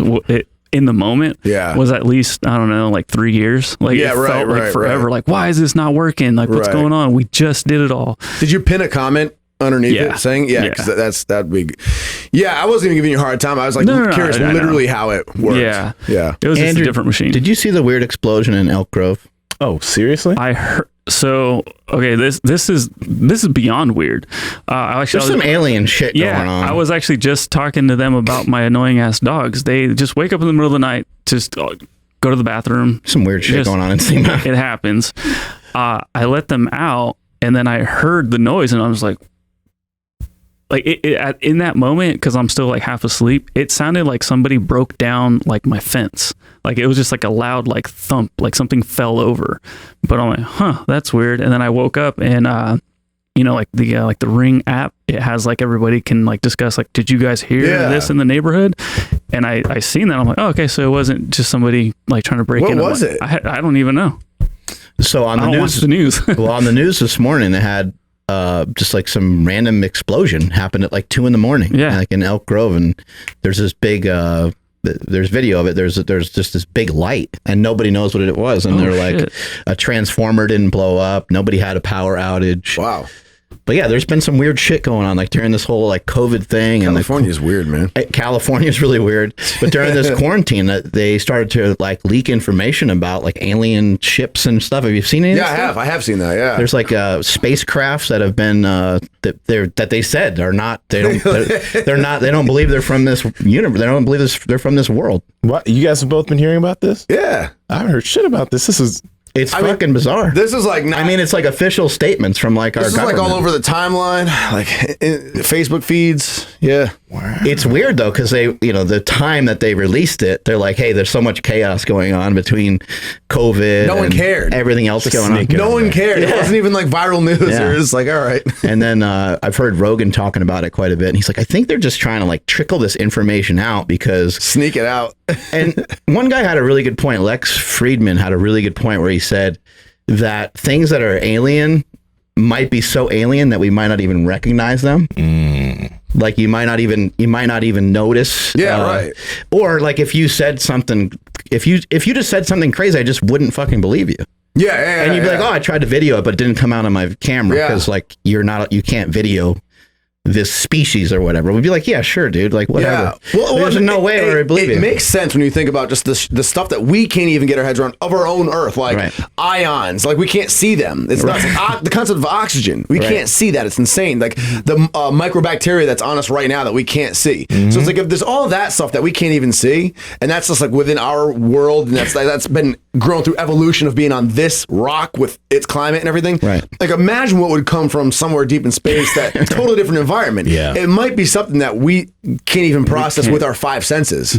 There's a guy that on a radar, and it's been confirmed by other people as well. And I think there may have been video, but like this thing goes from like 0 feet to 60,000 feet in like a second. Sure. And there's not anything that we have that can do anything remotely close to that. Wait, what thing? He was an object. An object, and they were asking like if it's a star and stuff like that, and they don't think it was a star, but it was like recorded on radar. But there was something else about it too, where so what they said was there is a possibility that it's like a spy plane or something that is just throwing the radar off so much that like they can't track anything that's going on, because there is some technology like that, like like a stealth bomber, like can kind of go undetected and things like that. So that was like the one thing where they're like, yeah, maybe somebody has this technology to do this, but they don't even know how that's possible. Yeah.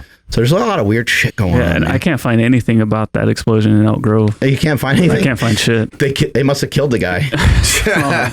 Or the alien. But yeah, I remember Rogan talking about like, why do we think that an alien's going to come and just be like a physical form? Yeah, right. He could be, or they could be like a gas, and we just can't even see it. Something just not. And like we forget that our senses are limited as it is. Like, there are more colors available to be seen than we can actually see. We don't have the ability in our eyes to process them. I think like certain flies can actually see like an insane amount of colors, like colors that we've never seen, that we don't even know are possible. So it's like, and then, hearing, like, we can't hear the same high pitched frequencies that dogs can hear. Right. So there's sounds that are actually going on around us that we are totally oblivious to. Same with smell. Like, this whole world's being painted in an animal's nose that we're totally oblivious to. So it's like, it's very possible that something came from outer space, aka an environment where its evolution would yield something totally different than anything that would be evolved here on our planet. Yeah. It's totally feasible that like we just wouldn't have a way of even recognizing it. Not to mention how oblivious we might be to it too, because again, we're arrogant as humans, but like, do you think like the mites we look at through a microscope are aware of us watching them?